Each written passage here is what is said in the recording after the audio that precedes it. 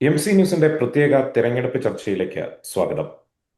ഇന്ന് നമ്മൾ ചർച്ച ചെയ്യുന്നത് വയനാട് ജില്ലയിലെ വിവിധ നിയമസഭാ മണ്ഡലങ്ങളെക്കുറിച്ചാണ്.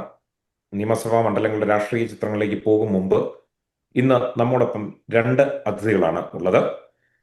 LDFിനെ പ്രതിനിധീകരിച്ച് രഞ്ജിത്ത് രാമചന്ദ്രൻ, അതുപോലെ UDFിനെ പ്രതിനിധീകരിച്ച് ഷെബി മുഹമ്മദ് എന്നിവരാണ്.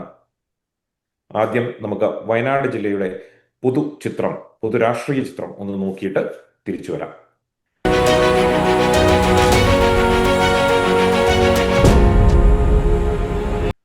വയനാട് ജില്ലയിൽ ആകെ 3 അസംബ്ലി മണ്ഡലങ്ങളാണുള്ളത്. ഒന്ന് കൽപ്പറ്റ, 2 മാനന്തവാടി, 3 സുൽത്താൻ ബത്തേരി എന്നീ മണ്ഡലങ്ങളാണ് വയനാട് ജില്ലയുടെ ഭാഗമായിട്ട് ഉള്ള നിയമസഭാ മണ്ഡലങ്ങൾ. ആദ്യം നമുക്ക് കൽപ്പറ്റയിലേക്കൊന്ന് പോയിട്ട് തിരിച്ചു വരാം. കൽപ്പറ്റ മണ്ഡലത്തിന്റെ രൂപീകരണ സമയത്ത് അവിടുന്ന് നിയമസഭയിലേക്ക് എത്തിയത് സ്വതന്ത്രരായിട്ടുള്ള ആളുകളാണ്. അങ്ങനെയായിരുന്നു അവിടുത്തെ ആദ്യത്തെ പ്രാതിനിധ്യം. അതിനുശേഷം കോൺഗ്രസ് അവിടെ നിന്ന് നിയമസഭയിലേക്ക് എത്തുന്നു. അതിനുശേഷം ജനതാ പാർട്ടി നിയമസഭയിലേക്ക് എത്തുന്നതും ഈ കൽപ്പറ്റ മണ്ഡലത്തിൽ നിന്നാണ്. അതിനുശേഷം വീണ്ടും ഇന്ത്യൻ നാഷണൽ കോൺഗ്രസ് അവിടെ നിന്ന് നിയമസഭയിലേക്ക് എത്തുന്നു. കഴിഞ്ഞ 2016 CK ശശീന്ദ്രൻ, കമ്മ്യൂണിസ്റ്റ് പാർട്ടിയുടെ CK ശശീന്ദ്രനാണ് അവിടെ നിന്ന് എത്തുന്നത്. 2021 ടി സിദ്ദിഖ്, ഇന്ത്യൻ നാഷണൽ കോൺഗ്രസിന്റെ ടി സിദ്ദിഖാണ് ആ മണ്ഡലത്തെ പ്രതിനിധീകരിച്ച് നിയമസഭയിലേക്ക് എത്തിയിരിക്കുന്നത്. അടുത്തത് മാനന്തവാടി അസംബ്ലി കോൺസ്റ്റിറ്റ്യുവൻസിയാണ്. അവിടെ കോൺഗ്രസും അതുപോലെ തന്നെ കമ്മ്യൂണിസ്റ്റ് പാർട്ടിയും ഒക്കെ മാറി മാറി അധികാരത്തിൽ വന്നിട്ടുള്ള അല്ലെങ്കിൽ നിയമസഭയിലേക്ക് എത്തിയിട്ടുള്ള ഒരു മണ്ഡലമാണ്. ആദ്യകാലങ്ങളിൽ കോൺഗ്രസ് ആയിരുന്നു. പിന്നീടുള്ള 65-ലും 67-ലും ഇടതുപക്ഷത്തിനൊപ്പം നിന്ന ഒരു മണ്ഡലമാണ് മാനന്തവാടി എന്ന് പറയുന്നത്.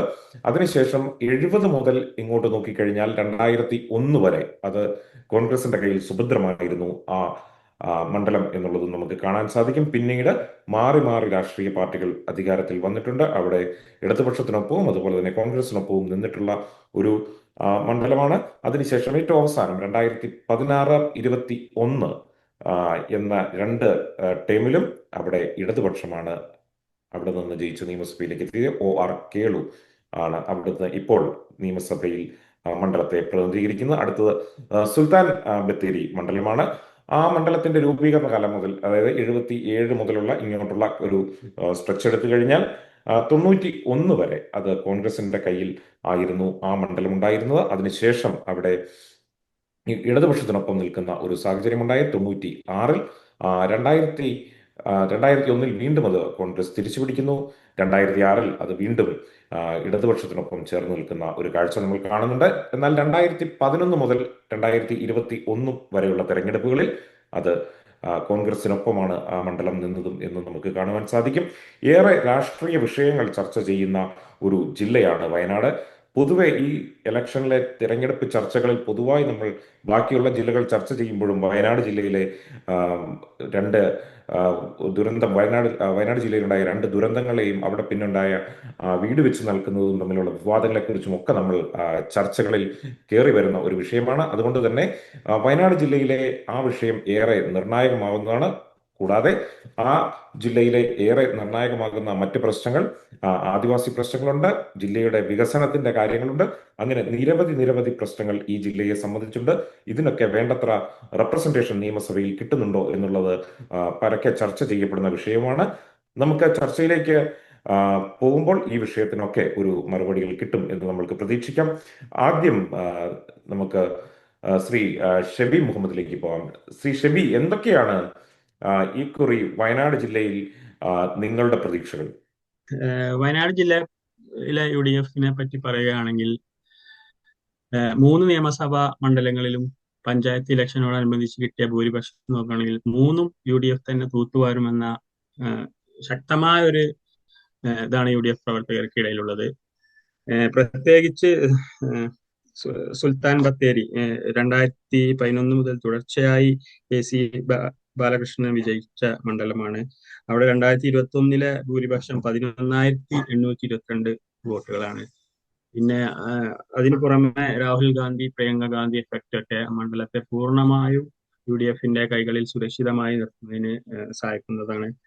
അതേപോലെ ഏഹ് 2025 തദ്ദേശ തെരഞ്ഞെടുപ്പില് സുൽത്താൻ ബത്തേരിയില് നഗരസഭ UDF തിരിച്ചുപിടിച്ചു. 34-ല് 19 സീറ്റ് UDF തന്നെയാണ് ഹാൻഡിൽ ചെയ്യുന്നത്. പിന്നെ അവിടെ പ്രത്യേകിച്ച് സുൽത്താൻ ബത്തേരി ഏരിയ നോക്കുകയാണെങ്കിൽ അവിടുത്തെ ബ്രഹ്മഗിരി വിവാദം, ബ്രഹ്മഗിരി ട്രസ്റ്റിലേക്ക് 130 കോടിയോളം രൂപ നിക്ഷേപിച്ച് അത് നഷ്ടപ്പെട്ട് വിവാദം. CPM അനുകൂല ട്രസ്റ്റ് ആയിരുന്നത് കൊണ്ട് തന്നെ അവിടുത്തെ ഭൂരിപക്ഷം വരുന്ന ജനങ്ങള് മണ്ഡലത്തിൽ സ്വാഭാവികമായും CPM എന്ന പാർട്ടിക്ക് എതിരായിട്ടാണ് ഇപ്പോൾ നിലകൊള്ളുന്നത്. പിന്നെ കൽപ്പറ്റയെ നമ്മൾ എടുത്തു നോക്കുകയാണെങ്കിൽ 2021 ടി സിദ്ദീഖ് 5470 വോട്ടിനുള്ള ഭൂരിപക്ഷം ഉണ്ടായിരുന്നു. പിന്നെ പഞ്ചായത്ത് ഇലക്ഷനിലെ കണക്ക് നോക്കുകയാണെങ്കിൽ 4 മാസം മുമ്പ് നടന്ന 8 പഞ്ചായത്തുകളിലും UDF സ്വാധീനമാണ് ഉള്ളത്. പിന്നെ അവിടെ കൽപ്പറ്റ UDFന്റെ ഘടകകക്ഷിയായ മുസ്ലിം ലീഗിന് ശക്തമായ വേരോട്ടമുള്ള മണ്ഡലമാണ്. അപ്പോ as usual Priyanka Gandhi, Rahul Gandhi effect Kalpetta മണ്ഡലത്തെ സ്വാധീനിക്കുന്നതാണ്. അവിടെ ടി സിദ്ദീഖിന് അപ്പുറത്തേക്ക് ഒരു ആളെ കൽപ്പറ്റ നിവാസികൾ ആലോചിച്ചിട്ടില്ല, ഇനി അങ്ങോട്ടില്ല.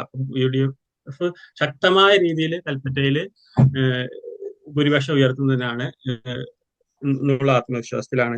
പിന്നെ അതേപോലെ തന്നെ നമ്മൾ ഇനി മാനന്തവാടി നോക്കുകയാണെങ്കിൽ മാനന്തവാടിയിൽ കേളു MLA 2021 9282 വോട്ടുകൾക്കുള്ള ഭൂരിപക്ഷമാണ്.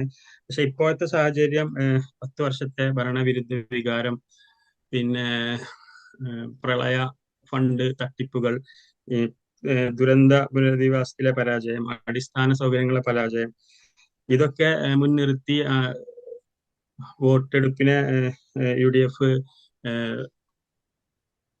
ഇതാക്കുന്നത്. അതുകൊണ്ട് തന്നെ UDF സ്ഥാനാർത്ഥി ഉഷ വിജയൻ മണ്ഡലം തിരിച്ചു പിടിക്കാനുള്ള ശക്തമായ സാധ്യതയാണ് കാണുന്നത്. 3 മണ്ഡലങ്ങളിലും ശക്തമായ ലീഡോട് കൂടി UDF പിടിച്ചടക്കുന്നത് തന്നെയാണ് എല്ലാ പ്രവർത്തകരുടെയും ആത്മവിശ്വാസം. ശ്രീ രഞ്ജിത്ത്, എന്തൊക്കെ കാര്യങ്ങൾ മുന്നോട്ട് വെച്ചിട്ടാണ് ഇപ്പോൾ ഇടതുപക്ഷം ഈ വയനാട് മേഖലയിൽ വോട്ടഭ്യർത്ഥിക്കുക? അതുപോലെ തന്നെ പ്രളയ ദുരന്തവും അതിനോടനുബന്ധിച്ച് നടന്ന വീട് വെച്ച് നൽകുന്ന വിവാദങ്ങളും ഒക്കെ എത്തരത്തിലായിരിക്കും ഈ ഇലക്ഷനെ ബാധിക്കുക? അത് നിങ്ങൾക്ക് അനുകൂലമായിട്ടാണോ വരിക അതോ പ്രതികൂലമായിട്ടാണോ വരാൻ സാധ്യത?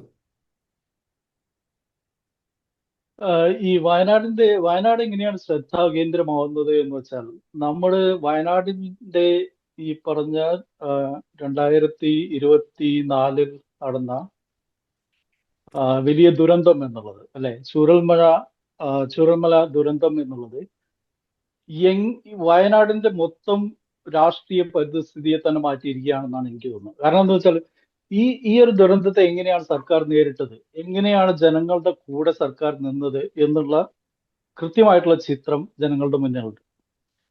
അതിനോടൊപ്പം തന്നെ കോൺഗ്രസ് വാഗ്ദാനം ചെയ്ത 100 വീടുകൾ എന്നുള്ള സംഭവം എന്തുകൊണ്ടാണ് കോൺഗ്രസിന് കൊടുക്കാൻ പറ്റാത്തത്? ഏത് അക്കൗണ്ടിലാണ് കോൺഗ്രസിന് ആ പണം വന്നത്? ഇപ്പോ VD സതീശൻ ഉന്നയിച്ച കാര്യം എന്നുള്ളത് അത് ജോയിന്റ് അക്കൗണ്ട്, അദ്ദേഹത്തിന്റെയും KPCC പ്രസിഡന്റിന്റെയും ജോയിന്റ് അക്കൗണ്ടിലാണ് ആ പണം വന്നത് എന്നാണ് പറയുന്നത്. എന്നാൽ ഇലക്ഷൻ ഡിക്ലറേഷന്റെ ഭാഗമായിട്ട് കൊടുത്ത, നോമിനേഷൻ ഡിക്ലറേഷന്റെ ഭാഗമായിട്ട് കൊടുത്ത വിവരങ്ങളിൽ ഈ ജോയിന്റ് അക്കൗണ്ട് ഇല്ല എന്ന് നമുക്ക് കാണാം. ഇപ്പോഴും കോൺഗ്രസിന് ആ ഒരു ആൻസർ കൊടുക്കാൻ പറ്റുന്നില്ല.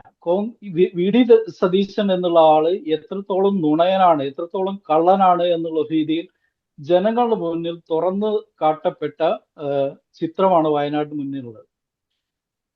സർക്കാരിന്റെ കാര്യം നോക്കുകയാണെങ്കിൽ സർക്കാർ ഈ പറഞ്ഞ ഈ ദുരിതത്തിൽ എങ്ങനെയാണ് ജനങ്ങളുടെ കൂടെ നിന്നത്? ഒരു വീടിനെ പറ്റിയിട്ടുള്ള ഇടതുപക്ഷ കാഴ്ചപ്പാടിന്റെ ഏറ്റവും വലിയ ഉദാഹരണമാണ് വയനാട് എന്നുള്ളത്. 178ഓളം വീടുകൾ ആദ്യ phase 1 ആയിട്ട് അതിന്റെ താക്കോൽ ദാനം ഓൾറെഡി സർക്കാർ കൊടുത്തു കഴിഞ്ഞു. അത് വെറും വീടുകളല്ല, ഒരു ടൗൺഷിപ്പാണ്. അതായത് സർക്കാർ ആശുപത്രികളുള്ള, ലൈബ്രറി ഉള്ള, മറ്റ് എല്ലാ സൗകര്യങ്ങളുമുള്ള വലിയൊരു ടൗൺഷിപ്പ്. അതായത് ഗവൺമെന്റ് കൊടുക്കുന്ന കേവലം വീടല്ല, ഗവൺമെന്റ് കൊടുക്കുന്ന ഒരു പുതിയ ജീവിതമാണ് യഥാർത്ഥത്തിൽ. അത്തരത്തിൽ ജനങ്ങളുടെ കൂടെ നിൽക്കുന്ന ഒരു സർക്കാർ എന്നുള്ള വലിയ രീതിയിലുള്ള ഒരു പ്രതീക്ഷയും വാഗ്ദാനവും ഒക്കെയാണ് ജനങ്ങളുടെ മുന്നിൽ എന്നുള്ളത്. എന്തുകൊണ്ടാണ് നമ്മൾ വീടിനെ പറ്റി പറയുമ്പോൾ പലപ്പോഴും ഇതൊരു ഒറ്റപ്പെട്ട സംഭവമായിട്ടാണ് പലപ്പോഴും കാണുന്നത്. അതായത് വയനാട് എന്താണ് കോൺഗ്രസ് വീട് വെച്ച് കൊടുത്തില്ല. വയനാട് മാത്രമല്ല, കോൺഗ്രസ് ഒരു കാലത്തും ഒരു ദുരിതാശ്വാസത്തിനും കോൺഗ്രസ് വീട് വെച്ച് കൊടുത്തിട്ടില്ല. ഇപ്പൊ കേരളത്തിന്റെ ഇതിപ്പോ ആദ്യമായിട്ടല്ലല്ലോ, വയനാട്ടിലല്ലല്ലോ ഇന്ത്യയിൽ ആദ്യമായിട്ട് ഒരു ദുരന്തം സംഭവിക്കുന്നത്. കേരളത്തിൽ സുനാമി ദുരന്തം ഉണ്ടായി. സുനാമി ദുരന്തം 2004 തോന്നുന്നു. സുനാമി ദുരന്തം ഉണ്ടായി. ഇതുപോലെ തന്നെ ഏറ്റവും ദുരിതം അനുഭവിച്ച ജനങ്ങൾക്ക് വേണ്ടി കോൺഗ്രസ് സർക്കാർ എന്താണ് ചെയ്തത്? കോൺഗ്രസ് സർക്കാർ, അതും കേരളത്തിലായതുകൊണ്ട് മാത്രം, കേരളത്തിന് പുറത്ത് ഹിമാചൽ പ്രദേശിലും രാജസ്ഥാനിലും ഒക്കെ കോൺഗ്രസ് ഭരിച്ചിരുന്ന സമയത്ത് ദുരന്തം ഉണ്ടായിട്ടുണ്ട്. ഒരൊറ്റ വീട് പോലും കോൺഗ്രസ് ഗവൺമെന്റ് കൊടുത്തിട്ടില്ല. കേരളത്തിൽ സുനാമി ദുരന്തത്തിന്റെ കാലത്ത് കൊടുത്ത വീടുകൾ എന്നുള്ള ഒറ്റമുറിയുള്ള ഡ്രെയിനേജ് സൗകര്യങ്ങൾ പോലും ഇല്ലാത്ത, ഇലക്ട്രിസിറ്റി സൗകര്യങ്ങൾ പോലും ഇല്ലാത്ത വീടുകൾ, ഇന്ന് ആ വീടുകളൊക്കെ സാമൂഹ്യ വിരുദ്ധരുടെ താവളങ്ങളാണ്. ഇത്തരത്തിലാണ് വീടിനെ പറ്റി. സോ ഇതൊരു രാഷ്ട്രീയത്തിന്റെ പ്രശ്നമാണ്. നിങ്ങൾ എങ്ങനെയാണ് വീടിനെ കാണുന്നത്? വീട് എന്നുള്ളത് ഇടതുപക്ഷം കാണുന്നത് എങ്ങനെയാണ്? വീട് എന്നുള്ളത് അടിസ്ഥാന എന്താണ്, ഒരു മനുഷ്യന്റെ ഹ്യൂമൻ റൈറ്റ് ആണ്, മനുഷ്യാവകാശമാണ് എന്നുള്ളതാണ് ഇടതുപക്ഷത്തിന്റെ കാഴ്ചപ്പാട്. ലോകത്ത് മൊത്തമുള്ള കാഴ്ചപ്പാട് അങ്ങനെയാണ്. അതുകൊണ്ടാണ് ലോകത്തിലെ ഏത് രാജ്യം എടുത്താലും, ഇടതുപക്ഷം ഭരിക്കുന്ന ഏത് രാജ്യം എടുത്താലും അവിടുത്തെ ഹോം ഓണർഷിപ്പ് റേറ്റ് എന്നുള്ളത് 90% കൂടുതലാണ്. നിങ്ങൾ ചൈന എടുത്തോളൂ, വിയറ്റ്നാം എടുത്തോളൂ, ഏത് രാജ്യം എടുത്തോളൂ, ക്യൂബ എടുത്തോളൂ. എന്നാൽ ഈ പറഞ്ഞ ലിബറൽ ഐഡിയോളജി, കോൺഗ്രസ് ഐഡിയോളജി മുന്നോട്ട് വയ്ക്കുന്ന ഒരു രാജ്യത്തും ഏറ്റവും വികസിതമെന്ന് കരുതുന്ന കാനഡയിൽ വരെ എന്താ ഹോം ഓണർഷിപ്പ് റേറ്റ് എന്ന് പറഞ്ഞാൽ 65%. US 65%. ഇത് തന്നെ ഈ 65% എന്നുള്ളത് ഏറ്റവും പ്രായം കൂടിയ ആളുകളുടെ ഹോം ഓണർഷിപ്പ് റേറ്റ് ആണ്. 40 വയസ്സിൽ കുറവുള്ള ആളുകളുടെ ഹോം ഓണർഷിപ്പ് റേറ്റ് എന്ന് പറഞ്ഞാൽ 30% കുറവാണ്. ഇത് എന്തുകൊണ്ടാണ് സംഭവിക്കുന്നത്? അപ്പൊ വീടിനെ പറ്റി ഞങ്ങൾക്കൊരു കാഴ്ചപ്പാടുണ്ട്. വീടിനെ പറ്റിയുള്ള ഇടതുപക്ഷ കാഴ്ചപ്പാട് എന്ന് പറഞ്ഞാൽ വീട് എന്നുള്ളത് ഒരു മനുഷ്യാവകാശമാണ്, അതൊരു ഷെൽട്ടറാണ്. അതുകൊണ്ട് തന്നെ അത് ഗവൺമെന്റിന്റെ ഉത്തരവാദിത്തമാണ്. ഒരൊറ്റ കാര്യം കൂടി ഞാൻ പറയാം. അതായത് വീടിനെ പറ്റിയുള്ള കാഴ്ചപ്പാട് പറയുമ്പോൾ നമുക്ക് കർണാടകയിലേക്ക് പോകണം. അതായത് കർണാടകയിലെ യലഹങ്കയിൽ 86ഓളം പാവപ്പെട്ട കുടുംബങ്ങളെ ബുൾഡോസർ വെച്ച് ആ വീടുകൾ തകർത്തിട്ട് അവിടുത്തെ DK ശിവകുമാർ, ആരാണ് DK ശിവകുമാർ? DK ശിവകുമാർ എന്ന് പറഞ്ഞാൽ അവിടുത്തെ റിയൽ എസ്റ്റേറ്റ് മാഫിയ തലവനാണ്. 1000 കോടി രൂപയുടെ റിയൽ എസ്റ്റേറ്റ് ഉള്ള മനുഷ്യനാണ് DK ശിവകുമാർ. കർണാടക ഗവൺമെന്റിൽ 70% ആളുകളും റിയൽ എസ്റ്റേറ്റ് മാഫിയയിലുള്ള ആൾക്കാരാണ്. കോൺഗ്രസിന്റെ എന്ത് രാഷ്ട്രീയ പാരമ്പര്യമാണ് അവർക്കുള്ളത്? ഒരു പാരമ്പര്യവുമില്ല. ആകെയുള്ളത് എന്താണ്? ഈ റിയൽ എസ്റ്റേറ്റ് പൊളിറ്റിക്കൽ നെക്സസ്. ഈ സംഭവം കൊണ്ട് മാത്രം കർണാടക ഗവൺമെന്റിൽ കയറിയ ആളുകളാണ് ഈ പറഞ്ഞ കോൺഗ്രസിന്റെ നേതാക്കന്മാർ, അവിടെയുള്ള മന്ത്രിമാരടക്കമുള്ള ആളുകൾ. എന്നിട്ട് ഈ പറഞ്ഞ 86 കുടുംബങ്ങളുടെ ബുൾഡോസർ വെച്ച് തകർത്തിട്ട് എന്താണ് DK ശിവകുമാർ പറഞ്ഞതെന്ന് അറിയുമോ? ആ പാവപ്പെട്ട ജനങ്ങൾ വീട് അനധികൃതമായിട്ട് കുടിയേറിയതാന്നാ പറഞ്ഞത്. ഏത് ആരാണ് പറയുന്നത്? DK ശിവകുമാറിന്റെ ഒരാൾ, ഈ പറഞ്ഞ റിയൽ എസ്റ്റേറ്റ് മാഫിയയുടെ തലവനായിട്ടുള്ള ആൾ പറയാണ്, 1/2 സെന്റ് വീട് ഭക്ഷണം കഴിക്കാനില്ലാത്തവൻ, പാവപ്പെട്ടവൻ 1/2 സെന്റ് ഒരു കൂര വെച്ചപ്പോ അത് കുടിയേറിയതാണ് എന്ന് പറഞ്ഞ് അവരെ ഒഴിപ്പിക്കുന്ന, ആ വീട് തകർത്ത് കളയുന്ന രാഷ്ട്രീയമാണ് കോൺഗ്രസിന്റേത്. ഇത് തന്നെയാണ് എല്ലാ കാലത്തും കോൺഗ്രസിന്റെ രാഷ്ട്രീയം ഇതാണ്. എന്നിട്ടോ വലിയ സമ്മർദ്ദം ഉണ്ടായപ്പോൾ DK ശിവകുമാർ പറഞ്ഞു, എന്താണ്, 5 ലക്ഷം രൂപ ഞങ്ങൾക്ക് തന്നാൽ ഞങ്ങൾ വീടുണ്ടാക്കി കൊടുക്കാമെന്ന് പറഞ്ഞു. എന്നിട്ട് വീടുണ്ടാക്കി കൊടുത്തു. ഇതുവരെ കർണാടകയിൽ ആ വീടുണ്ടാക്കി കൊടുത്തിട്ടില്ല എന്നുള്ളതാണ് സത്യം. അപ്പോ ഞാൻ പറയുന്ന ഈ കാര്യമാണ്, വീട് ഈ പറഞ്ഞ ചൂരൽമല ദുരന്തത്തിന്റെ ഭാഗമായിട്ടുള്ള ദുരിതാശ്വാസ പ്രവർത്തനങ്ങളും കോൺഗ്രസ് അതിൽ നടത്തിയ വലിയ അഴിമതിയും ആണ് വയനാടിൽ മാത്രമല്ല കേരളത്തിൽ മൊത്തം ഇന്ന് ചർച്ചയാവാൻ പോകുന്നത്. ഇതാണ് ഈ ഇലക്ഷന്റെ വിധി നിർണ്ണയിക്കാൻ പോകുന്ന ഏറ്റവും വലിയ ഘടകം എന്നാണ് ഞാൻ വിചാരിക്കുന്നത്. യെസ്, ഷബി, ഇതാണ് ഇടതുപക്ഷത്തിന്റെ ആരോപണം, കോൺഗ്രസിനെ കുറിച്ചുള്ള, UDF-നെ കുറിച്ചുള്ള ആരോപണം. നോക്കൂ, നിങ്ങളുടെ വയനാട് MP രാഹുൽ ഗാന്ധി ഈ മണ്ഡലത്തിൽ നിന്ന് ജയിച്ച് പോയ ആളാണ്. കേന്ദ്രത്തിൽ ദേശീയ തലത്തിൽ അറിയപ്പെടുന്ന നേതാവാണ്. അദ്ദേഹവും ഇവിടെ വന്ന് ഇത് എല്ലാം കണ്ടുമടങ്ങിയ ആളാണ്. എന്നിട്ടും എന്താണ് നിങ്ങളുടെ ഒരു ഭവന പദ്ധതികളും ഒന്നും നടപ്പാക്കാൻ പറ്റാതെ പോയത്, അല്ലെങ്കിൽ അതിൻ്റെ ഒരു വിജയത്തിലേക്ക് നിങ്ങൾക്ക് എത്തിക്കാൻ സാധിക്കാതെ പോയത്? ഈ ആരോപണങ്ങൾക്കുള്ള മറുപടിയൊക്കെ ഈ തെരഞ്ഞെടുപ്പിൽ നിങ്ങൾക്കെതിരെയുള്ള വിധിയെഴുത്താകുന്നൊരു ഇടതുപക്ഷം ആരോപിച്ചാൽ നിങ്ങൾക്ക് എങ്ങനെയാണ് അതിനെ കണ്ടിക്കാൻ കഴിയുക? തീർച്ചയായിട്ടും എനിക്ക് ഫസ്റ്റ് ഓഫ് ഓൾ പറയാനുള്ളത്, ഇപ്പോ താങ്കൾ 3 മണ്ഡലത്തിന്റെ സ്ഥിതികളെ പറ്റി പറഞ്ഞു. നമ്മളെ LDF ഭാഗത്ത് നിൽക്കുന്ന ആൾക്ക് ആകെ പറയാനുണ്ടായത് എന്താ, ഈ 3 മണ്ഡലത്തിലെ വികസനത്തിനെ പറ്റിയോ എന്തെല്ലാം ഫണ്ടുകൾ ഈ 10 വർഷമായിട്ട് അവിടെ നേടിയെടുത്തതല്ല, ഈ 2024 പ്രകൃതി ദുരന്തത്തെ പറ്റി മാത്രമാണ്. ഈ പ്രകൃതി ദുരന്തം ഉണ്ടായിട്ടില്ലായിരുന്നെങ്കിൽ LDFന് എന്തായിരിക്കും പറയാനുണ്ടാവും? അതിന് ഫ്രം ദ ബിഗിനിങ് നമുക്ക് തുടങ്ങാം. 2024 മുമ്പ് 2018 പ്രളയം ഉണ്ടായിരുന്നു, വയനാട് അടക്കം. അന്ന് പ്രഖ്യാപിച്ച റീബിൽഡ് കേരള എന്നുള്ള പദ്ധതി കേരളത്തിൽ എവിടെയെങ്കിലും നടപ്പിലാക്കിയിട്ടുണ്ടോ? ഇത് 2024 മാത്രം പ്രളയമല്ലല്ലോ. 2018 കൽപ്പറ്റയിലടക്കം പ്രകൃതി ദുരന്തം അനുഭവിച്ച ജനങ്ങളുണ്ട്. അവർക്കുള്ള റീബിൽഡ് കേരള എന്നുള്ള പദ്ധതി എവിടെ എത്തി? അതിനെപ്പറ്റി അതിന്റെ ഇപ്പോഴത്തെ ഇതെന്ത്? പിന്നെ നമ്മൾ പ്രളയത്തിലേക്ക് വരാം. അന്ന് പ്രളയം തുടങ്ങിയ അന്ന് മുതലുള്ള ഇതുവരെയുള്ള നമ്മളൊരു രൂപരേഖ നോക്കുകയാണെന്നുണ്ടെങ്കിൽ, നമ്മളിപ്പോ നമ്മുടെ ബ്രദർ പറയുന്നത് നമ്മുടെ പിരിവിന്റെ കാര്യമാണ്. ഓക്കെ, ഇത് ഫസ്റ്റ് 2024 പ്രളയം വന്ന ശേഷം CPIM ഡൽഹി ബേസിൽ CPIMന്റെ അക്കൗണ്ടിലേക്ക് പൈസ ഇതാക്കാൻ വേണ്ടിയിട്ട് ഡൽഹിയിൽ സിന്ധ് ബാങ്കിൽ ഒരു അക്കൗണ്ട് തുടങ്ങിയിട്ടുണ്ട്. ആ അക്കൗണ്ടിൽ പിരിച്ച പൈസയുടെ കണക്ക് എവിടെയെങ്കിലും എവിടെ? ഇതുവരെ അതിന്റെ കണക്ക് പുറത്തുവിട്ടിട്ടില്ല. CMDRFിലേക്ക് വന്ന 750 CPM എത്ര വീട് വെച്ച് കൊടുക്കാമെന്നാണ് വാഗ്ദാനം ചെയ്തത്? ഇത് പറയട്ടെ, ഇത് ഫുള്ള് പറയട്ടെ. അത് താങ്കളുടെ ടൈമിൽ ഞാൻ ഇതാക്കിയിട്ടില്ല, ഞാൻ ഫുള്ള് പറഞ്ഞിട്ട് താങ്കൾ. അല്ല, നിങ്ങളൊരു ആരോപണം എയറിൽ നിന്ന് ഉന്നയിക്കുമ്പോൾ അതിന് കൃത്യമായിട്ട് എയറിൽ നിന്നല്ല. നിങ്ങളുടെ അതെ, വാട്സ്ആപ്പ് യൂണിവേഴ്സിറ്റി ഇവിടെ പറ്റില്ല. ഇല്ലല്ല, CPM ഡൽഹിയിലുള്ള പിരിവ് നടത്തി എത്ര വീട് വെക്കാം എന്നാണ് ആധികാരികമായിട്ട് പറഞ്ഞിട്ടുള്ളത്. CPM പൊളിറ്റ് ബ്യൂറോ പറഞ്ഞിട്ടുണ്ടോ? CPMന്റെ സംസ്ഥാന കമ്മിറ്റി പറഞ്ഞിട്ടുണ്ടോ? CPM വീട് വെച്ച് കൊടുക്കാന്നല്ല ഇപ്പൊ നിങ്ങൾ പറഞ്ഞത്. ഗവൺമെന്റ് വീടുകളെ പറ്റില്ല.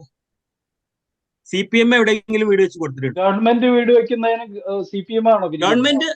ഗവൺമെന്റ് എന്ന് പറഞ്ഞാല് കേരളത്തിലെ മുഴുവൻ ജനങ്ങളുള്ള ഗവൺമെന്റ്. മുഴുവൻ ജനങ്ങളും പിരിച്ച പൈസ CMയുടെ അതല്ലേ കേട്ടോ. CPMന്റെ ഏതെങ്കിലും ഒരു വീട് വെച്ച് കൊടുത്തില്ല. CMDRFിലേക്കല്ലേ പൈസ കൊടുക്കരുത് എന്ന് നിങ്ങളുടെ കേസ് ഉപകാരം പറഞ്ഞത്? അത് ഞാൻ പറയട്ടെ, മുഴുവൻ ജനങ്ങളും പൈസ കൊടുത്ത CMDRFിലേക്ക്. അല്ല, മുഴുവൻ ജനങ്ങളുടെ അട്ടിപ്പേര് നിങ്ങൾ എടുക്കേണ്ടതേ. മുഴുവൻ കോൺഗ്രസിന്റെ കാര്യം പറഞ്ഞാൽ മതി. കോൺഗ്രസ് എന്നുള്ളത്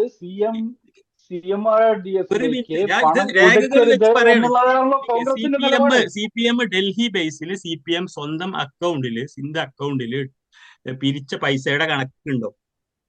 സ്വന്തം അക്കൗണ്ടിൽ CPM നിങ്ങളൊരു ആരോപണം ഉന്നയിക്കുന്നല്ലേ? എന്ത് പൈസ? ഗൂഗിൾ ചെയ്യാലോ, ഈസി അല്ലേ? അല്ല, ഞങ്ങള് പറഞ്ഞത് എന്താണ്? അത് പറയട്ടെ, നിങ്ങൾ എന്റെ ടൈമിലല്ലേ അപ്പൊ നിങ്ങൾ പറഞ്ഞതിന് മറുപടി പറയട്ടെ. നിങ്ങൾ പറഞ്ഞതിന് മറുപടി പറയട്ടെ. അപ്പോ 756 കോടി. അല്ല, ഇതിനുള്ള മറുപടി പറയാനുള്ള കൃത്യമായ അവസരം രഞ്ജിത്തിന് തരാം. അദ്ദേഹം പറഞ്ഞു പൂർത്തിയാക്കിയിട്ടുണ്ട്. ഇല്ല, കേൾക്കാൻ സാധിക്കില്ല. ഞാൻ പറഞ്ഞത് ഇത് 756 കോടി രൂപ വന്നിട്ട് ഈ പ്രൊജക്ട് അവിടെ വരുന്നതിന് എന്തെങ്കിലും ടെൻഡർ വിളിച്ചിട്ടുണ്ടായിരുന്നു ഈ ഊരാളുങ്കൽ സൊസൈറ്റി കൊടുക്കാൻ വീടുണ്ടാക്കുന്നതിന്? ഇല്ല. 299 ക്രോറിന്റെ വർക്കാണ് ഊരാളുങ്കലിൽ വിത്തൗട്ട് ടെൻഡർ ആയിട്ട് ടൗൺഷിപ്പ് ഇത് ഉണ്ടാക്കാൻ കൊടുത്തിട്ടുള്ളത്. അതിന് പുറമെ DYFI 20 കോടി പിരിച്ചു. 20 വീട് വെച്ച് കൊടുക്കാന്നാണ് ആദ്യം പറഞ്ഞത്. പിന്നെ അവർ പറഞ്ഞു ഈ മുഖ്യമന്ത്രിയുടെ ധനസഹായ നിധിയിലേക്ക് 20 ക്രോർ കൈമാറിയുന്നത്. അപ്പൊ ടോട്ടല് 776 കോടി രൂപ കിട്ടിയിട്ട് ഇപ്പോഴും വാടക വീട്ടിൽ കഴിയുന്നു. പിന്നെ ഇപ്പോ നിങ്ങൾ ഒരു 2 മിനിറ്റ് മുമ്പാ പറഞ്ഞത് 101 വീടുകൾ അവിടെ റെഡിയാണ്. ഈ 101 വീടുകളിൽ ഇന്നേ വരെ ഒരാൾക്കെങ്കിലും അവരുടെ സ്വന്തം പേരിൽ അത് രജിസ്റ്റർ ചെയ്ത് കൊടുത്തിട്ടുണ്ടോ? അത് എല്ലാം ഇപ്പോഴും ഗവൺമെന്റ് കേരളയുടെ പേരിലാണ് കിടക്കുന്നത്. കീ കൊടുത്തു എന്ന് മാത്രമേ ഉള്ളൂ. അതും ഈ തെരഞ്ഞെടുപ്പ് മുന്നിൽ കണ്ടിട്ടുള്ള എന്താ പറയാ ഗിമ്മിക്ക്, അത്രേ ഉള്ളൂ. ഈ ഇപ്പൊ അവിടെ UDF ഘടകകക്ഷിയായ മുസ്ലിം ലീഗ് വീട് വെച്ചു. ഫുള്ളി അവരുടെ അവകാശം, അവരുടെ താക്കോലും കൊടുത്ത് അവരുടെ പേരിൽ രജിസ്റ്റർ ചെയ്തിട്ടാണ് UDF മുസ്ലിം ലീഗ് അത് കൊടുത്തിട്ടുള്ളത്. ഇപ്പൊ 101 വീടുകൾ കൈമാറി എന്ന് പറഞ്ഞിട്ട് ആരെങ്കിലും ഇതിലേക്ക് അവരുടെ അവകാശമുണ്ടോ? പേരിലേക്കില്ല. പിന്നെ ഇപ്പൊ നിങ്ങൾ ഫുള്ള് നമ്മള് പ്രളയത്തിനെ പറ്റി പറയുന്നതല്ലാതെ വേറെ വയനാടിലെ തുരങ്കപാത 2 വട്ടം ഉദ്ഘാടനം പ്രഖ്യാപിച്ചു. അല്ല താങ്കൾ 100 വീടിന്റെ കാര്യം പറയുന്നില്ലേ കോൺഗ്രസിന്റെ? അതെ, ഞാൻ പറയാം, നിങ്ങൾക്ക് ഉത്തരം പറയാം, എല്ലാം നിങ്ങൾ പറയുന്നുണ്ട്. എന്തിനാ 100 വീട് വേറെ വിഷയത്തിലേക്ക് 100 വീട് പോകുന്നത്? ഒരു മിനിറ്റ്, 100 വീട് കോൺഗ്രസ് പ്രഖ്യാപിച്ചിട്ട് ആ വീടിന്റെ ഓഫ് കോഴ്സ് ഇപ്പൊ 10 വർഷമായിട്ട് ഭരണത്തിലില്ലാത്ത പാർട്ടി ആകുമ്പോൾ ഓഫ് കോഴ്സ് കാലതാമസം ഉണ്ടാവും. അവിടെ സ്ഥലം ഏറ്റെടുപ്പ് നടത്തിയോ? ഉണ്ട്. സ്ഥലം ഏറ്റെടുപ്പ് നടത്തിയിട്ടില്ല. നിങ്ങൾ ഏത് സ്ഥലം അക്കൗണ്ടിലാണ് പണം പിരിച്ചത്? ഏത് അക്കൗണ്ടിലാണ് പണം പിരിച്ചത്? വീടൊക്കെ ഇരിക്കട്ടെ, ജനങ്ങൾക്ക് അറിയാം നിങ്ങൾ വീട് വെക്കാൻ പോകുന്നില്ല എന്നറിയാം. ഏത് അക്കൗണ്ടിൽ നിന്നാണ് നിങ്ങൾ മുക്കിയത്? അത് പറഞ്ഞാൽ മതി. ഏത് അക്കൗണ്ടിൽ പണം പിരിച്ചാൽ അവിടെ 100 വീടിനുള്ള സ്ഥലം വാങ്ങിയിട്ടുണ്ടോ? ഏത് അക്കൗണ്ടിലാണ് നിങ്ങൾ പണം പിരിച്ചത്? എത്ര രൂപ പിരിച്ചു? 100 വീടുകൾ. എന്തുകൊണ്ടാണ് VD സതീശൻ പറഞ്ഞ അക്കൗണ്ടിൽ ഈ പണം ഇല്ലാത്തത്? അത് ഈ പണമില്ല VD സതീശൻ അക്കൗണ്ടിൽ നിങ്ങളിപ്പോ പറഞ്ഞ ഈ പണമില്ല എന്നുള്ള പറഞ്ഞത് ഒരു തെളിവ് ഇതെങ്കിലും നിങ്ങൾക്ക് കാണിക്കാൻ പറ്റും? ഈ പൈസ അപ്പൊ നിങ്ങൾ ഒരു ആരോപണം ഉന്നയിക്കുമ്പോ അതൊരു ബേർഡൻ നിങ്ങൾ എടുക്കണ്ട. ഞാനൊരു ആരോപണം ഉന്നയിക്കുമ്പോൾ തെളിക്കാനുള്ളത് VD സതീശൻ പറഞ്ഞ കാര്യമാണ്. എന്റെയും KPCC പ്രസിഡന്റിന്റെയും ജോയിന്റ് അക്കൗണ്ടിലാണ് ഈ പണം എന്നുള്ളത്. ആ ജോയിന്റ് അക്കൗണ്ട് എവിടെ? അതെന്താണ് നിങ്ങളുടെ നോമിനേഷൻ ഡിക്ലെയർ ചെയ്യാത്തത്? ഓക്കെ, അങ്ങനെയാണ് ഈ 756 കോടിയുടെ നിങ്ങൾ ഇന്നേ വരെ CMDRF അങ്ങനെയാണെങ്കിൽ ആരോപണം കേട്ടിട്ടില്ല. നിയമപരമായി CPM ഒരു കാലത്തും CPM ഈ പ്രത്യേകിച്ച് അതുകൊണ്ടാണ് രാകേഷ് പറഞ്ഞത് ഞങ്ങൾ CPM-നെ മാത്രം കാണിച്ചാൽ മതി അതെന്ന്. ഈ ദുരന്ത സമയത്ത് CPM പ്രത്യേകിച്ച് ഒരു വീടും വെച്ചു കൊടുക്കാമെന്ന് വാഗ്ദാനം ചെയ്തിട്ടില്ല. DYFI പണം പിരിച്ചിട്ടുണ്ട്. അത് മുഖ്യമന്ത്രിയുടെ ദുരിതാശ്വാസ നിധിയിലേക്കാണ് കൊടുത്തത്. അല്ലാതെ ഒരുപാട് കാര്യങ്ങൾ DYFI ചെയ്തിട്ടുണ്ട്. ഇതിന് CPM ഒരു രീതിയിലും അക്കൗണ്ടബിൾ അല്ല. 2025 ഏപ്രിൽ 20 കോടി DYFI കൈമാറിയതായിട്ട് പത്രക്കുറിപ്പിലും അറിയിച്ചു, വാർത്താ സമ്മേളനങ്ങൾ. പക്ഷെ 10 മാസമായിട്ടും ആ പൈസ അക്കൗണ്ടിൽ വന്നത് 2026 CMDRFിന്റെ അക്കൗണ്ടിൽ വന്നത് 10 മാസം 20 കോടി 10 മാസം കിടന്നത്, പിരിച്ച പൈസ 10 മാസം കിടന്നത് DYFIന്റെ അക്കൗണ്ടില്. അപ്പൊ ഈ 10 മാസത്തെ 20 കോടിയുടെ നമ്മൾ സംസാരിക്കുന്നത് ഇതിന്റെ ലീഗാലിറ്റീസിനെ പറ്റി, ഇതിന്റെ ടെക്നിക്കാലിറ്റീസിനെ പറ്റിയിട്ടല്ല. നിങ്ങളുടെ നയം, വീടിനെ പറ്റിയിട്ടുള്ള നിങ്ങളുടെ നയം എന്താണെന്നുള്ളതാണ് അടിസ്ഥാനപരമായിട്ടുള്ള പ്രശ്നം. ഞാൻ ഒരു വയനാടിന്റെ ഒരു ഉദാഹരണമല്ല, ഞാൻ പല ഉദാഹരണങ്ങളും ഇവിടെ പറഞ്ഞു. സുനാമിയുടെ കാര്യം പറഞ്ഞു, കർണാടകയുടെ കാര്യം പറഞ്ഞു.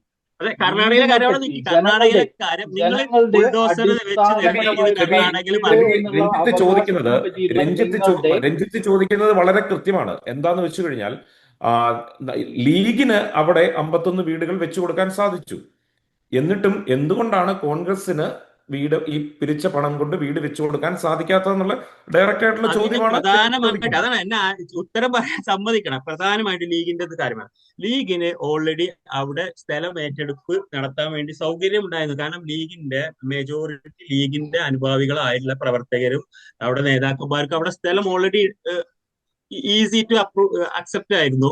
കോൺഗ്രസിന് സ്ഥലം ഏറ്റെടുപ്പിന് കുറച്ച് വൈകിപ്പോയി. അത് ലീഗലി പേപ്പർ വർക്കും കാര്യങ്ങളും നോക്കി ഇപ്പൊ സ്ഥലം ഏറ്റെടുത്തു. അതിന്റെ സ്ഥലവും അതിലേക്കുള്ള വഴി ഇതായിട്ടുള്ളത് ഇന്നലെ പ്രതിപക്ഷ നേതാവ് സംസാരിച്ചിട്ടുണ്ട്. പിന്നെ ഓരോ കാര്യത്തിലുള്ള ആരോപണം ഞാൻ പറയാം. കർണാടകയില് ഈ രഞ്ജിത്ത് പറഞ്ഞ ഒരേ ഒരു കാര്യം, ഇത് വാട്സപ്പ് യൂണിവേഴ്സിറ്റിന്റെ കാര്യം. രഞ്ജിത്ത് പറഞ്ഞു DK ശിവകുമാറിന് ഗവൺമെന്റുമായിട്ട് കോൺഗ്രസുമായിട്ട് ഒരു ബന്ധമില്ലാന്ന്. 1980 കോൺഗ്രസില് 1980 യൂത്ത് കോൺഗ്രസിൽ വർക്ക് ചെയ്ത് 1988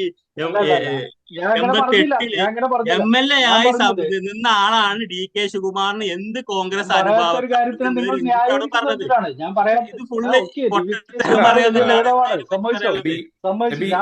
നമ്മൾ മറ്റുള്ള ഇതിലേക്ക് പോകണ്ട. അല്ല, ഓരോ ഞാൻ നോട്ട് ചെയ്തു. അവര് ഇപ്പൊ ഈ മീൻ പിടിക്കുക എന്നുള്ള രീതിയിൽ വലയെറിഞ്ഞു അവിടുന്ന് ഇവിടുന്നുള്ള ഞാൻ പുള്ളി പറഞ്ഞത് ഇതാണ് സുഹൃത്തെ, അറിയാത്തൊരു ഞാൻ കാര്യം പറഞ്ഞ പറഞ്ഞത് DK ശിവകുമാർ കോൺഗ്രസിൽ വളർന്നു വന്ന കോൺഗ്രസിന്റെ ആളാണ്. അല്ലാതെ കർണാടക ഗവൺമെന്റിലെ 70% ആളുകൾ റിയൽ ഇല്ല. എസ്റ്റേറ്റ് നിങ്ങൾ DK മാഫിയയുമായിട്ട് ശിവകുമാറിനെ ബന്ധമുള്ളവരാണ്. പറ്റി പറഞ്ഞു, അതിനുള്ള എങ്ങനെയാണ് മറുപടിയാണ് അത് ഞാൻ പറഞ്ഞത്. സംഭവിച്ചത്? ഇനി ബുൾഡോസർ രാജിനെ പറയാം. ഡി ബുൾഡോസർ ഇതാക്കി നിങ്ങൾ അവിടെ പോയി എന്നുള്ളത് നിങ്ങൾ പറഞ്ഞു, വീട് തകർത്തു കൊടുത്ത്. നിങ്ങൾ UP-യിൽ ഇന്നേ വരെ CPM-ന്റെ ബുൾഡോസർ രാജ് നടക്കുന്ന സ്ഥലത്ത് CPM-ന്റെ ആരെങ്കിലും ഈ റഹീം പോയിട്ടുണ്ട് UP-യില്? യെസ്, ഇല്ല. പോയിട്ടുണ്ട് എന്തുകൊണ്ട് പോയിട്ടുണ്ട് കോൺഗ്രസ് പോയിട്ടുണ്ട്. റഹീം അവിടെ പോയിട്ട് റഹീം സമരത്തിൽ മാത്രല്ല, പങ്കെടുത്ത ഒരു സ്ഥലം? റഹീം മാത്രല്ല, വൃന്ദാക്കാരായിട്ട് പോയിട്ടുണ്ട്, സുഭാഷ് ടിയാനി പോയിട്ടുണ്ട്, CPM-ന്റെ. ബൃന്ദാകാരായിട്ട് പോകുന്നതിന് മുമ്പ് അവിടെ അല്ല, പോലീസ് തടഞ്ഞ രാഹുൽ ഗാന്ധി. നിങ്ങൾ എന്തായി ശരി, ഞാൻ പറയുന്നത്? പറയട്ടെ, ഞാൻ നിങ്ങൾ ഷെബിയിലേക്ക് സമരം തിരിച്ചു വരാം. ഒരു മിനിറ്റ് ചെയ്യുമ്പോഴുണ്ടോ ഒരു മിനിറ്റ് ഞാൻ ഷെബിയിലേക്ക് തിരിച്ചു വരാം. രഞ്ജിത്തിനോട് എനിക്ക് ചോദിക്കാനുള്ള ഒരു ചോദ്യം എന്താണെന്ന് വെച്ച് കഴിഞ്ഞാൽ, കഴിഞ്ഞ 10 വർഷമായിട്ട് നിങ്ങൾ തന്നെയാണ് ആം, കേരളത്തിൽ അധികാരത്തിലുള്ളത്. വയനാട് മേഖല എന്ന് പറയുന്ന പ്ലാന്റേഷൻ മേഖലയാണ്. അവിടെ ഒരുപാട് കൃഷി മേഖലയാണ്, പിന്നോക്കം നിൽക്കുന്ന മേഖലയാണ്. അവിടെ എന്തൊക്കെ വികസനങ്ങളാണ് പോകുന്നത്? ഇപ്പോഴും ഒരു ആശുപത്രി വേണമെങ്കിൽ, ഇപ്പോൾ ഈ ദുരന്തമൊക്കെ ഉണ്ടായ സമയത്ത് ഒരു ആശുപത്രി വേണമെങ്കിൽ നമ്മൾ ചുരം ഇറങ്ങി കോഴിക്കോട് പോകേണ്ട ഒരു അവസ്ഥയുള്ള ഒരു സ്ഥലമാണ്. അവിടെ പ്രൈവറ്റ് ഹോസ്പിറ്റൽസ് ഇല്ല എന്നല്ല ഞാൻ പറയുന്നത്. പക്ഷേ എങ്കിലും സർക്കാർ സംവിധാനം ഏറെ വേണ്ട പിന്നോക്കം നിൽക്കുന്ന പ്രദേശങ്ങളിൽ നമ്മുടെ സർക്കാർ സംവിധാനമല്ലേ കൂടുതൽ പ്രവർത്തിക്കേണ്ടത്? അല്ല, അതിന് ഒന്നാമത്തെ മറുപടി എന്ന് പറഞ്ഞാൽ, ഇപ്പോ സർക്കാർ പ്ലാൻ ചെയ്യുന്ന തുരങ്കപാത എന്നുള്ള സംഭവം, ഈ തുരങ്കപാത എന്നുള്ള സംഭവം വയനാടും കോഴിക്കോടും തമ്മിലുള്ള ഡിസ്റ്റൻസ് എന്നുള്ളത് ഏകദേശം 35 to 45 മിനിറ്റ്സ് ആക്കി കുറയ്ക്കും. അതായത് വയനാട് എന്നുള്ളത് വലിയ രീതിയിൽ ആക്സസിബിൾ ആക്കാൻ പറ്റുന്ന കോഴിക്കോടിനും മറ്റ് ഹോസ്പിറ്റലുകൾക്ക് മാത്രമല്ല, എല്ലാ രീതിയിലും തുരങ്കപാത എന്നുള്ളത് വികസനത്തിന്റെ വലിയൊരു ആണിക്കല്ലായിട്ട് മാറാൻ പോകും. ഈ തുരങ്കപാതയുടെ കാര്യം പറയുകയാണെങ്കിൽ, ഇത് 1990s തുടങ്ങിയ ഫയലിലുള്ള കാര്യമാണ് ഈ തുരങ്കപാത എന്നുള്ളത്. ഇവിടെ ഇഷ്ടം പോലെ മന്ത്രിസഭകൾ കോൺഗ്രസിന്റെയും അല്ലാതെയും ഒക്കെ വന്നു പോയല്ലോ. ഇതുവരെ ഈ സംഭവം, ഈ തുരങ്കപാത എന്നുള്ളത് നടപ്പിലാക്കാൻ കഴിഞ്ഞത് പിണറായി വിജയൻ സർക്കാരിന് മാത്രമാണ്. ഈ തുരങ്കപാതയെ പറ്റിയിട്ട് വി ഡി 2021 മുതൽ സതീശൻ പറഞ്ഞ തുടങ്ങിയിട്ട് എപ്പോഴാണ് അല്ല, 2021 ഷെബിയിലേക്ക് വരാം. വി ഡി അല്ല, സതീശൻ വീണ്ടും വി ഡി നിങ്ങൾ സതീശൻ പറയുന്നത് എന്താ പറഞ്ഞത്? തുരങ്കപാത കഴിഞ്ഞിട്ട് വി ഡി നമ്മൾ വയനാട്ടിൽ നിന്നുള്ള രോഗികളെ കോഴിക്കോട്ടേക്ക് കൊണ്ടുവരാം. എന്തുകൊണ്ട് വയനാട്ടിൽ മെഡിക്കൽ കോളേജ് വി ഡി ചെയ്യുന്നില്ല? സുഹൃത്തെ, ഞാൻ ഇന്ററപ്റ്റ് ചെയ്യില്ല, ഞാൻ പറഞ്ഞു കഴിഞ്ഞില്ല. അതായത് വി ഡി സതീശൻ പറഞ്ഞത് എന്താ? ഞങ്ങൾ എല്ലാത്തിനും എതിർക്കും, തുരങ്കപാതയെ ഞങ്ങൾ എതിർക്കും, വിഴിഞ്ഞം പദ്ധതിയെ ഞങ്ങൾ എതിർക്കും, എല്ലാത്തിനെയും അത് എതിർക്കുന്ന എല്ലാത്തിനും അഴിമതി വികസന ഉണ്ടായതുകൊണ്ടല്ലേ? വിരുദ്ധനായിട്ട്. അഴിമതി എന്താണ് അഴിമതി അഴിമതി? രഹിതമായ. തുരങ്കപാതയിൽ എന്താണ് അഴിമതി? എന്താണ് അഴിമതി? തുരങ്കപാതയിൽ അല്ല, എന്താണ് നിങ്ങൾ അഴിമതി? ഡേറ്റ വെച്ച് പറയാം, ഡേറ്റ ഊരാളുങ്കൽ വെച്ച് പറയാം. ഊരാളുങ്കൽ അല്ലല്ല, സൊസൈറ്റി ഊരാളുങ്കൽ എന്ന് പറഞ്ഞിട്ടായിരുന്നില്ല. എന്താണ് അഴിമതി എന്ന് കൃത്യമായിട്ട് പറയാൻ. ഒരഴിമതിയില്ല. എന്തിലാണ് ഞാൻ അഴിമതി പറയുന്നത് എന്താ വെച്ചാൽ, ഇല്ലാത്തത്? അതാ ഞാൻ പറയുന്നത്. ഈ ഊരാളുങ്കൽ ഇതൊക്കെ സൊസൈറ്റിക്ക് എന്തുവാ സുഹൃത്തെ? ഇതൊക്കെ നിങ്ങളെ കൂട്ടത്തിൽ ഇരുന്ന് സംസാരിക്കുമ്പോൾ ഇത്തരത്തിലുള്ള വാദങ്ങൾ അതേ പറഞ്ഞ ഇങ്ങനെ ഒരു ചർച്ചയിൽ നിങ്ങൾ വന്നിരുന്നിട്ട് തീരെ ഓക്കെ, നിരുത്തരവാദമായിട്ടുള്ള വാദങ്ങൾ ഉന്നയിക്കല്ലേ? തീർച്ചയായിട്ടും ഈ വയനാടിലെ അത് ബ്രഹ്മഗിരി പദ്ധതി 130 കോടി, അതിനെ പറ്റി നിങ്ങൾക്ക് പറയാല്ലേ? ഇതെല്ലാം വയനാടിലെ ജനങ്ങൾക്ക് ഒരു മെഡിക്കൽ കോളേജ് ഇല്ല. അപ്പൊ പാർട്ടി അണികളായ 130 ആൾക്കാരെ 130 കോടി, അതിനെപ്പറ്റി എന്താ പറയാ? നിങ്ങൾക്ക് അറിയാത്തൊരു വിഷയത്തെ നിങ്ങൾ ഇതില്ല, അങ്ങനെ ഇല്ല, നിങ്ങൾ വാട്സപ്പ് ആണെന്ന് പഠിക്കാൻ നോക്കുക. വയനാടിൽ 175ഓളം വീടുകൾ ഓൾറെഡി പണി വീടുകളല്ല കഴിഞ്ഞതാണ്. ബ്രഹ്മഗിരി കോൺഗ്രസിന്റെ തട്ടിപ്പ്, മാതിരി, ബ്രഹ്മഗിരി കോൺഗ്രസിന്റെ പോലെ ഷെബിയുടെ ഒരു അവസരത്തിൽ സ്ഥലം ഷെബി മറുപടി പറയൂ. ഇല്ലെങ്കിൽ രഞ്ജിത്ത് പറയുന്നതും കേൾക്കില്ല, ഷെബി പറയുന്നതും കേൾക്കില്ല. അത് അതാണ് എന്റെ ടൈമില് അങ്ങേരെ ഇടപെടുമ്പോ അല്ല, ഞാൻ രണ്ടുപേരോടും പറയാണ്, അങ്ങോട്ടും ഇങ്ങോട്ടും പറയാതിരിക്കും. കാര്യങ്ങള് ചുമ്മാ നമ്മള് ഇത് അല്ല, അവിടെ ഈ ഇതുണ്ട് ഇത് അങ്ങനല്ല. നമ്മളൊരു കാര്യം 178ഓളം പറയുമ്പോ അതിന്റെ വീടുകൾ ഡാറ്റ വെച്ച് പറയണ്ടേ? നിങ്ങൾ പറയാൻ സമ്മതിക്കില്ലയോ? ഇതിപ്പോ ഇതെന്നെ നമുക്ക് ഇപ്പൊ മനസ്സിലായത്. അങ്ങോട്ടും നിങ്ങൾ ഇങ്ങോട്ടും. ഞാൻ പറയുമ്പോ നിങ്ങൾ അല്ല, ഇടപെട്ടതിന്റെ നിങ്ങളൊരു എയറിൽ നിന്ന് യാതൊരു അടിസ്ഥാനമില്ലാത്തൊരു അലിഗേഷൻ ഉന്നയിച്ചപ്പോഴാണ് അല്ല, ഞാൻ ഈ പറയുന്നത് ബ്രഹ്മഗിരി പദ്ധതി നിങ്ങൾക്ക് അറിയാത്തൊരു കാര്യം നിങ്ങൾ വിചാരിക്കുക ഈ ഏരിയയിൽ നിന്നുള്ളതാണ്. നിങ്ങൾക്ക് പത്രം നോക്കുക, ഗൂഗിൾ ചെയ്ത് നോക്കുക, ബ്രഹ്മഗിരി പദ്ധതി തട്ടിപ്പ്. ഷെബി ഇത് പരത്തി ഡേറ്റ് പറയുന്നു എന്ന് മാത്രമേ ഉള്ളൂ. ഞാൻ ഡയറക്റ്റ് ആയിട്ടുള്ള ചോദ്യം എന്താണെന്ന് വെച്ച് കഴിഞ്ഞാൽ, വയനാട്ടിലുള്ള ആളുകൾ ഈ തുരങ്കപാത വന്നതിന് ശേഷം ആശുപത്രിയിൽ പോകാൻ വേണ്ടി കോഴിക്കോട് എത്തണമെന്നാണോ നിങ്ങൾ പറയുന്നത്? അല്ലാതെ വയനാടിന്റെ വികസനം എന്ന രീതിയിൽ ഒരു ആശുപത്രിയോ അല്ലെങ്കിൽ ആരോഗ്യ സംവിധാനങ്ങളോ അവിടെ വേണ്ടേ എന്നാണ് ചോദിക്കുന്നത്. ഓഫ് കോഴ്സ് വയനാടിന് കൂടുതൽ വികസനം ആവശ്യമുണ്ട് എന്നുള്ള കാര്യം സത്യമാണ്. ഈ പറഞ്ഞ അവിടെയുള്ള MLA-മാർ, അവിടെ എന്താണ് 3 MLA-മാരുണ്ടെങ്കിൽ 2 MLA-മാരും കോൺഗ്രസിന്റെ ആണല്ലോ. അവരെന്താണ് ചെയ്തത്? ഈ പറഞ്ഞ വികസനത്തിന് വേണ്ടി എന്താണ് ചെയ്തത്? അത് അല്ല, മാത്രമല്ല, അവിടെ വയനാട് മെഡിക്കൽ പുതിയ കോളേജ് പുതിയ കെട്ടിരുന്നത് ഗവൺമെന്റ് MLA-മാരാണോ? 10 വർഷമായിട്ട് ഭരണത്തിലിരിക്കുന്ന ഒരു പാർട്ടി പറയുന്നതാണ് അല്ല MLA-മാർ എന്തുകൊണ്ട് കേരളത്തിൽ കൊണ്ടുവന്നില്ല. കേരളത്തിൽ എത്ര കേരളത്തിൽ ബാലിശമായ ഒരു LDF-ന്റെ ഒരു ഭരണം. ഇതാണ്. വെയിറ്റ് ഇതാണ് സുഹൃത്തെ. കേരളത്തിൽ 3 മെഡിക്കൽ കോളേജുകൾ കൂടുതലായിട്ട് വന്നല്ലോ പിണറായി വിജയന്റെ കാലത്ത്. കോൺഗ്രസിന്റെ കാലത്ത് എത്ര മെഡിക്കൽ കോളേജുകൾ കൊണ്ടുവന്നു നിങ്ങൾ? എന്തിനു പറയുന്നത്? ഹെൽത്ത് കെയറിന്റെ കാര്യം പറയുകയാണെങ്കിൽ കൂടുതൽ കാര്യങ്ങൾ ഇവിടെ പറയാം. അതായത് OPD visit, number of OPD visit എന്നുള്ളത് 8 കോടിയായിരുന്നത് ഇന്ന് 14 കോടിയാണ്. അതായത് ഏകദേശം 60% കൂടിയിരിക്കുന്നത് പിണറായി വിജയന്റെ കാലത്ത്. മിക്കവാറും എല്ലാ സർക്കാർ മെഡിക്കൽ കോളേജുകളും വലിയ രീതിയിലുള്ള സൗകര്യങ്ങൾ, ജില്ലാ അതെ, ആശുപത്രികളുടെ സൗകര്യങ്ങൾ, അതുകൊണ്ടാണ് ഇതൊക്കെ ഇപ്പോ ഈ കൂടുതലാക്കി. നമ്മൾ കേരളം ലേറ്റസ്റ്റ് എന്നുള്ളത് ന്യൂസ് ഏയ് നോക്കുകയാണെങ്കിൽ എവറി ജില്ലയില് കേരളം രോഗികള് കേരളം എന്നുള്ളത് കാലിന് ഏറ്റവും പോകുമ്പോ നല്ല കൈയിന് ഓപ്പറേഷൻ ലോകത്തിൽ ചെയ്യുന്നത്, തന്നെ കണ്ണിന് ഏറ്റവും നല്ല പോകുമ്പോ. ഹെൽത്ത് കെയറുള്ള സംസ്ഥാനമായിട്ട് മാറി. കേരളത്തിന്റെ ചൈൽഡ് മോർട്ടാലിറ്റി റേറ്റ് എന്നുള്ളത് അമേരിക്കയേക്കാൾ കുറവാണ്. ഇത് നിങ്ങള് മറ്റേ BJP പറയുന്ന പോലെ 2014 ശേഷമാണ് ഇന്ത്യ ഉണ്ടായത് പോലെ 2014 ശേഷമാണ് അല്ല, 2016 ഹെൽത്ത് കെയർ എന്നുള്ള ശേഷമാണ് സംഭവം കേരളം മാറിയത് ഉണ്ടായത്. ലോകത്തില് 2014 ശേഷമാണ്. ഈ ഇവിടെ 10 വർഷം കൃത്യമായിട്ട് കൊണ്ടാണോ മാറിയത്. ലോകത്തിൽ കേരളത്തില് മുന്നിലെത്തിയത്? 10 വർഷം 10 കൊണ്ട് വർഷം മാത്രമാണ്. കൊണ്ട് ഒരുപാട് മാറ്റം ഉണ്ടായിട്ടുണ്ടല്ലോ. നിങ്ങൾ എത്ര എത്ര അതിന് തള്ളിക്കളഞ്ഞാലും 10 വർഷം കൊണ്ട് ഉണ്ടായ മാറ്റത്തിനെ നിങ്ങൾക്ക് ഇല്ലാതിരിക്കാൻ പറ്റില്ലോ. ഇതൊക്കെ ആളുകൾ കാണുന്ന സംഭവമല്ലേ. ഹെൽത്ത് ഓഫ് കെയർ കോഴ്സ് എന്നുള്ള അതിന് സംഭവം എന്താ? ആളുകൾ കാണുന്ന സംഭവത്തിലാണ്. അഴിമതി കേരളത്തിലെ രഹിതമായ ഹെൽത്ത് കെയർ ഭരണം അല്ലാതെ നിങ്ങൾക്ക് എന്തെങ്കിലും ഉണ്ടോ? ഏത് അല്ല, വിഷയത്തിലാണ് അഴിമതി നിങ്ങളുടെ ഉണ്ടാക്കുന്നത്? കാലത്ത് അഴിമതിയുടെ കാര്യം പറഞ്ഞാൽ ഇന്ത്യയിൽ ഏറ്റവും കൂടുതൽ അഴിമതി നടത്തിയ പാർട്ടി ഏതാ? ഇന്ത്യയിൽ അഴിമതിയുടെ പേരിൽ അറസ്റ്റ് ചെയ്യപ്പെട്ട ആ, ഓഫീസ് ബേയേഴ്സിൽ 70% കോൺഗ്രസിലാണ്.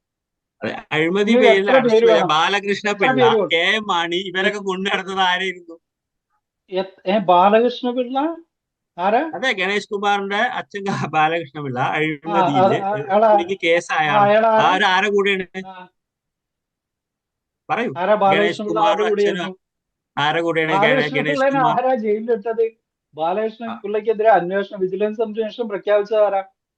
അതോ അതുകൊണ്ടാണ് പിന്നെ നിങ്ങൾ അവരെ കൂട്ടുപിടിച്ചത്. അതിനെതിരെ കേസിന് പോയ ആള് VS അച്യുതാനന്ദനാണ്. VS അച്യുതാനന്ദനാ. നിങ്ങളുടെ അതെ, എന്നിട്ട് UDF-ന്റെ ഭാഗമായിരുന്നു ബാലകൃഷ്ണ പിള്ള. സ്വയം അതെ, വെടിവെക്കല്ലേ മനുഷ്യ. അതുകൊണ്ടാണല്ലോ നിങ്ങൾ കൂടെ കിടന്നത്. ഈ അഴിമതിയെ പറ്റി നിങ്ങൾ സംസാരിക്കുമ്പോൾ അങ്ങനെയാണെങ്കിൽ നിങ്ങൾ അഴിമതിയുള്ള ആൾക്കാരെ കൂടെ കിടത്തല്ലല്ലോ വേണ്ടത്. ഇപ്പോ ഈ ഈ ബാലകൃഷ്ണ നിലവിൽ പിള്ള അഴിമതിക്ക് കൂടെ ജയിലിൽ കിടന്നതിന് ഗണേഷ് നിങ്ങൾ കുമാറിന് പറഞ്ഞ പ്രശ്നമുണ്ടോ? ഏറ്റവും കൂടുതൽ അഴിമതി നടന്ന പാർട്ടി കോൺഗ്രസ്. ഈ അഴിമതി നടന്നവർക്ക് അഴിമതി കൂടെ കണക്ക് നിന്നവർക്ക് വെച്ചിട്ടാ പറയുന്നത്. സ്വീകരണം കൊടുക്കുന്ന 70% ആളല്ല നിങ്ങൾ. KM മാണി നിങ്ങൾ ഇന്ത്യയിലെ അഴിമതിയാണ് എന്ന് മൊത്തം പറഞ്ഞ KM മാണിയെ പിറ്റേ ദിവസം നിങ്ങൾ ഇന്ത്യയിലെ കൊണ്ട് പൂജിച്ച്. ഇന്ത്യയിലെ നിങ്ങൾ ഒരു വിഷയത്തിൽ നിന്ന് മറ്റേ വിഷയത്തിലേക്ക് ചാടല്ല. അല്ല, നിങ്ങൾ നിങ്ങൾ അഴിമതിയെ അഴിമതിയെ പറ്റി പറ്റി പറയുമ്പോൾ പറയുമ്പോൾ നമ്മൾ അഴിമതിയെ പറ്റി പറയണ്ടേ? പറയണം. ഇപ്പൊ അഴിമതിയെ പറ്റി പറയുമ്പോൾ 70% അഴിമതി നടത്തിയിരിക്കുന്നത് കോൺഗ്രസിന്റെ ഓഫീസ് ബേയേഴ്സ് ആണ്.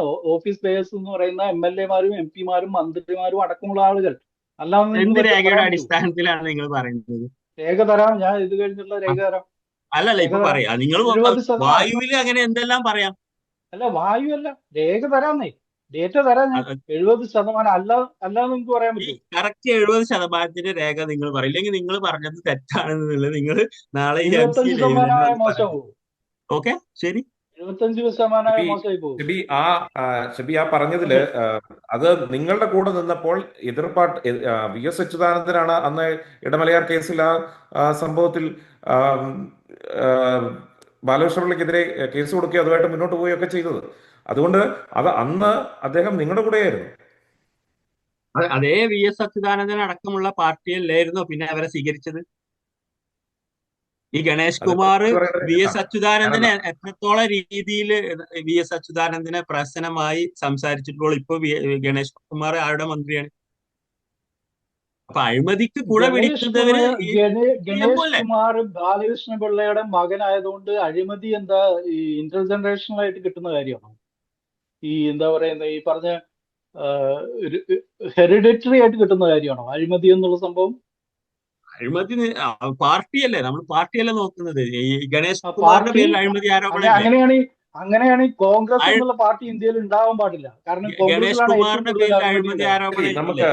അഴിമതി അല്ല, അഴിമതി എന്നുള്ള പാർട്ടിയാണ് പ്രശ്നം. വിഷയത്തെക്കുറിച്ച് നമ്മൾ ചർച്ച ചെയ്ത് എങ്ങോട്ടും എത്തുമെന്ന് നമുക്ക് തോന്നുന്നില്ല. അഴി- പക്ഷെ നമുക്ക് മണ്ഡലത്തിനുള്ളിലേക്ക് തന്നെ വരാം. അഴിമതിയുടെ എന്തായാലും ഒരൊറ്റ കാര്യം കൂടി, ആസാദ് എനിക്ക് അഴിമതിയുടെ പറയാനുള്ളത് ഒറ്റ കാര്യം കൂടി. ഇവരിപ്പോ വയനാട് ഈ ഒറ്റ മുഴുവൻ കാര്യം ചർച്ചയിലും വയനാടുമായി ബന്ധപ്പെട്ട ഒരു വികസനത്തിനെ പറ്റി പറയാനോ ഇല്ല. ആകെ അവർ 2024 അഴിമതിയുടെ കാര്യം പ്രളയത്തെ പറയുമ്പോൾ പറ്റി അതും ഈ അഴിമതിയുടെ കാര്യം 756 പറയുമ്പോൾ കോടി പിരിച്ചിട്ട് ഈ 300 കോടി ഊരാളുങ്കൽ സൊസൈറ്റിക്ക് ഒരു രേഖയും ഇല്ലാതെ കോൺട്രാക്ട് കൊടുത്തിട്ട് 100 വീട് കൈമാറിയിട്ട് ഒരു ഒരു രേഖയുമില്ല. ഒരാളെ പേരിൽ പോലും രജിസ്റ്റർ ചെയ്യാതെ 100 വീട് താക്കോൽ കൊടുത്തു എന്ന് പറഞ്ഞിട്ട് അതുപോലെ നമ്മൾ വയനാടിന്റെ ചരിത്രം നോക്കുകയാണെങ്കിൽ വയനാട്ടില് പിണറായി ഭരണത്തിന് ശേഷം അല്ലല്ല 3 പേരെ മാവോയിസ്റ്റ് രഞ്ജിത്ത്, എന്നുള്ള പേരിൽ വെടിവെച്ച് കൊന്നു. അതിനെ പറ്റി നിങ്ങൾ പറയുന്നു. അതില് ഷബി, ഒറ്റ കാര്യം ആസാദ്, ഒറ്റ കാര്യം കൂടി. ഇതിനുള്ള മറുപടി ഡൽഹിയിൽ ഇതിനുള്ള നിന്നാണ് ആളെ മറുപടി വെടിവെച്ച് കൊന്നു. കാന രഞ്ജിത്ത്, ഇതിനുള്ള രാജേന്ദ്രൻ. മറുപടി മറുപടി മറുപടി ചോദ്യം. മറുപടി ഓക്കെ. ഓക്കെ ഓക്കെ ഒരൊറ്റ കാര്യം, ഇന്ന് നമ്മൾ അഴിമതിയുടെ കാര്യം പറഞ്ഞുകൊണ്ട് ഒരൊറ്റ കാര്യം കൂടി പറയാതെ പോകാൻ പറ്റില്ല. കാരണം ഇപ്പോൾ സുൽത്താൻ ബത്തേരിയിൽ മത്സരിക്കുന്ന IC ബാലകൃഷ്ണൻ എന്ന് പറയുന്ന ആള് 5 ലക്ഷം രൂപ ഈ പറയുന്ന കോൺഗ്രസ് KPCC ട്രഷറർ ആയിരുന്ന NM വിജയനും അദ്ദേഹത്തിന്റെ മകനും വിഷം കഴിച്ച് ആത്മഹത്യ ചെയ്തു. എന്തിനാ? 5 ലക്ഷം രൂപ കോപ്പറേറ്റീവ് ബാങ്കില് ജോലി സംഘടിപ്പിക്കാമെന്ന് പറഞ്ഞിട്ട് ഈ IC ബാലകൃഷ്ണൻ ആ കേസുള്ള ആളെയാണ് ഇവർ മത്സരിപ്പിച്ചേക്കുന്നത്, MLA ആവാൻ മത്സരിപ്പിച്ചേക്കുന്നത്. അഴിമതിയുടെ കാര്യം പറഞ്ഞ കോൺഗ്രസ് എന്നുള്ള പാർട്ടി ഇന്ത്യയിൽ അഴിമതി ഇത്രത്തോളം ദേശസാൽക്കരിച്ച, ഇത്രത്തോളം നാഷണലൈസ് ചെയ്ത വേറൊരു പാർട്ടിയും ഇന്ത്യയിൽ ഇല്ല എന്നുള്ള. ഇവർക്ക് 60 വർഷം ഇന്ത്യ ഭരിക്കാൻ കൊടുത്തല്ലോ. 60 വർഷം നിങ്ങൾക്ക് എത്ര ഓപ്പർച്യൂണിറ്റി ഉണ്ടായിരുന്നു ഇന്ത്യയെ നന്നാക്കി എടുക്കാൻ? കേരളത്തെ നന്നാക്കി 60 വർഷം നിങ്ങൾ എടുക്കാൻ പറഞ്ഞു 60 വർഷം ഇന്ത്യ ഭരിച്ചു. 60 വർഷം ഇന്ത്യ ഭരിച്ചിട്ട് ഇന്നും 30% ആളുകൾ പട്ടിണി കിടക്കുന്ന എന്താണ് ബ്രിട്ടീഷുകാര് ഏകദേശം ബ്രിട്ടീഷുകാര് ചവിട്ടി തേച്ച് അരച്ചു പോയ ഒരു ഇന്ത്യയെ 60 വർഷം കൊണ്ട് ഈ നിലയിലുള്ള ഇന്ത്യ ആക്കി എടുത്തത് ആരാണ്? നിങ്ങൾ പറഞ്ഞത് 60 വർഷം ഇന്ത്യ ഭരിച്ചിട്ടൊന്നും ഇന്ത്യ ബ്രിട്ടീഷുകാർ വിട്ടു പോയപ്പോ എങ്ങനെയായിരുന്നു ഇന്ത്യ? 1950 ഇടപെടരുത്. എനിക്ക് ഒരു ഇടപെടുന്നാല് ഇത് പറയുന്നതിന് ഒരു ലോജിക്ക് വേണം. നിങ്ങൾ അപ്പൊ നമ്മൾ ആള് പറഞ്ഞു 60 വർഷം ഇന്ത്യ ഭരിച്ചു. 60 വർഷം ഇന്ത്യ ബ്രിട്ടീഷുകാർ 1947 ഇന്ത്യ വിട്ടേച്ച് പോകുമ്പോൾ എന്തായിരുന്നു ഇന്ത്യയുടെ അവസ്ഥ? പറഞ്ഞത് കേട്ടു, റിപ്പീറ്റ് ചെയ്യണ്ട, വളരെ ബോറിംഗ് ആണ്. അതെ അപ്പൊ അതാണ് പറയുന്നത്. നിങ്ങൾ പറയുന്നത് അപ്പൊ മറുപടി ആ ഇന്ത്യയെ ഈ കാണുന്ന ഇന്ത്യയിലേക്ക് കോൺഗ്രസിന്റെ മനസ്സിലായി. 1950 ഇന്ത്യയും ചൈനയും ഒരേ സമയം റിപ്പബ്ലിക്കായ 2 രാജ്യങ്ങളാണ്. ഇന്ത്യയേക്കാൾ ദരിദ്രാവസ്ഥയിലായിരുന്നു ചൈന എന്നുള്ള രാജ്യം. നിങ്ങൾക്കറിയാമോ? 80 കോടി മനുഷ്യർ, 80, അതായത് അവിടുത്തെ പോപ്പുലേഷൻ ഞാൻ ഈ സംഭവത്തിനില്ല. നിങ്ങളൊരു കാര്യമാണ് നിങ്ങൾ പറയുന്നത് ഇന്ത്യ ചൈനയെ താരതമ്യം ചെയ്യുമ്പോ നിങ്ങൾ ആലോചിക്കേണ്ട വേറെ കാര്യമുണ്ട്. ഇന്ത്യൻ സ്വാതന്ത്ര്യ ദിന പതാക എത്ര വർഷത്തിന് ശേഷമാണ് CPM ഉയർത്തിയത്? വിഷയത്തിനുള്ളിലേക്ക് നിൽക്കാം. വയനാട് മണ്ഡലത്തിന്റെ വികസനങ്ങളെ കുറിച്ചാണ് നമ്മൾ ചർച്ച ചെയ്യുന്നത്. അല്ല അപ്പൊ അങ്ങേരല്ലേ ഇന്ത്യയെ പറ്റി പറഞ്ഞത്? ഇന്ത്യയും ചൈനയെ പറ്റി പറഞ്ഞത് നമ്മളത് പറയില്ലേ? ഈ ജില്ലയ്ക്കുള്ളിലേക്ക് ചൈനയെ പറ്റി പറ്റുമ്പോ നേരെ പതാകയിലേക്ക് പോകണോ? അപ്പൊ ഇന്ത്യയും ചൈനയും എന്ത് ചർച്ചയാണത്? അതെ ഇന്ത്യയുടെ കാര്യം നിങ്ങൾ ചൈനയിലെ 1950 ചൈനയുടെ വികസനത്തിന്റെ കാര്യം പറഞ്ഞു, പതാകയുടെ കാര്യമല്ല ഞാൻ പറഞ്ഞു. അല്ല, നിങ്ങൾ ഉണ്ടായിരിക്കുമെങ്കിൽ മാത്രം ഞാൻ സംസാരിക്കുന്നുള്ളൂ. ഞാൻ അല്ലെങ്കിൽ ഈ ചർച്ചയിൽ നിങ്ങള് ആരോപണങ്ങൾ അദ്ദേഹം പറയട്ടെ, അതിനുശേഷം ടൈം കൊടുക്കുക. അതായത് ഒരു 3 മിനിറ്റ് 5 മിനിറ്റ് ടൈം കൊടുക്കുക ഓരോരുത്തർക്ക്. ഞാൻ നിങ്ങൾ പറയുമ്പോൾ സംസാരിക്കാൻ പോകുന്നില്ല, ഇനി ഇന്ററപ്റ്റ് ചെയ്യുന്നില്ല, നിങ്ങൾ സംസാരിച്ചോളൂ. ഓക്കെ, ഞാൻ പറയാം. ഇന്ത്യ എന്നുള്ള രാജ്യത്തെ ഇന്നത്തെ സ്ഥിതിയിൽ ഇത്രത്തോളം ദരിദ്രാവസ്ഥയിലാക്കിയതിന്റെ പൂർണ്ണമായിട്ടുള്ള ഉത്തരവാദിത്വം ഞാൻ പറയുന്നില്ല. 80% ഉത്തരവാദിത്വം കോൺഗ്രസിനാണ്. ബാക്കി കഴിഞ്ഞ 10 വർഷത്തെ ഉത്തരവാദിത്വം BJPക്കാണ്. ഇന്നും ഇന്ത്യ എന്നുള്ളത് 30% ആളുകൾ പട്ടിണി കിടക്കുന്ന, ഓരോ 16 മിനിറ്റിനും ഒരു സ്ത്രീ വെച്ച് ബലാത്സംഗം ചെയ്യപ്പെടുമെന്ന, ജനിച്ചു വീഴുന്ന 20 കുട്ടികളിൽ ഒരു കുട്ടി വച്ച് മാൽന്യൂട്രീഷ്യസ് ആയിട്ട് മരിക്കുന്ന രാജ്യമായിട്ട് ഇന്നും നിലനിൽക്കുന്നുണ്ടെങ്കിൽ അതിന്റെ ഒരൊറ്റ കാരണം കോൺഗ്രസ് ആണ്. അതുകൊണ്ടാണ് ഞാൻ ചൈനയെ കമ്പയർ ചെയ്ത് പറഞ്ഞത്. 1950 ഇന്ത്യയേക്കാൾ മോശമായിട്ടുള്ള സ്ഥിതിയിൽ ഉണ്ടായിരുന്ന ചൈന 80 കോടിയോളം മനുഷ്യരെ 30 വർഷം കൊണ്ട് അവരുടെ അതിദാരിദ്ര്യത്തിൽ നിന്ന് പുറത്തേക്ക് കൊണ്ടുവന്നു, അപ്ലിഫ്റ്റ് ചെയ്തു. ശരി. ഇന്ന് താങ്കൾ ഈ ലോകത്തിലെ പറഞ്ഞ ഏറ്റവും താങ്കൾ ഈ വലിയ പറഞ്ഞതിനെ വിലക്കെടുത്താൽ തന്നെ ഇപ്പോൾ ഇത് ഞാൻ വീണ്ടും ഈ മണ്ഡലത്തിനുള്ളിലേക്ക് വരാൻ ശ്രമിക്കുന്നത് ഈ ചർച്ച ഇതിന് എനിക്കൊരു മറുപടി പറയണം സാറേ, ആയതുകൊണ്ടാണ്. എനിക്കൊരു മറുപടി അപ്പോ പറയണം. ഇപ്പൊ സാറേ എനിക്ക് വരാം ഒരു മിനിറ്റ് ഷെബി ഒരു മിനിറ്റ് ഷെബി ഒരു ഷെബി മിനിറ്റ് ഒരു വരാം മിനിറ്റ് വരാം ജസ്റ്റ് ഷെബി വരാം ഷെബിക്ക് സമയം തരാം.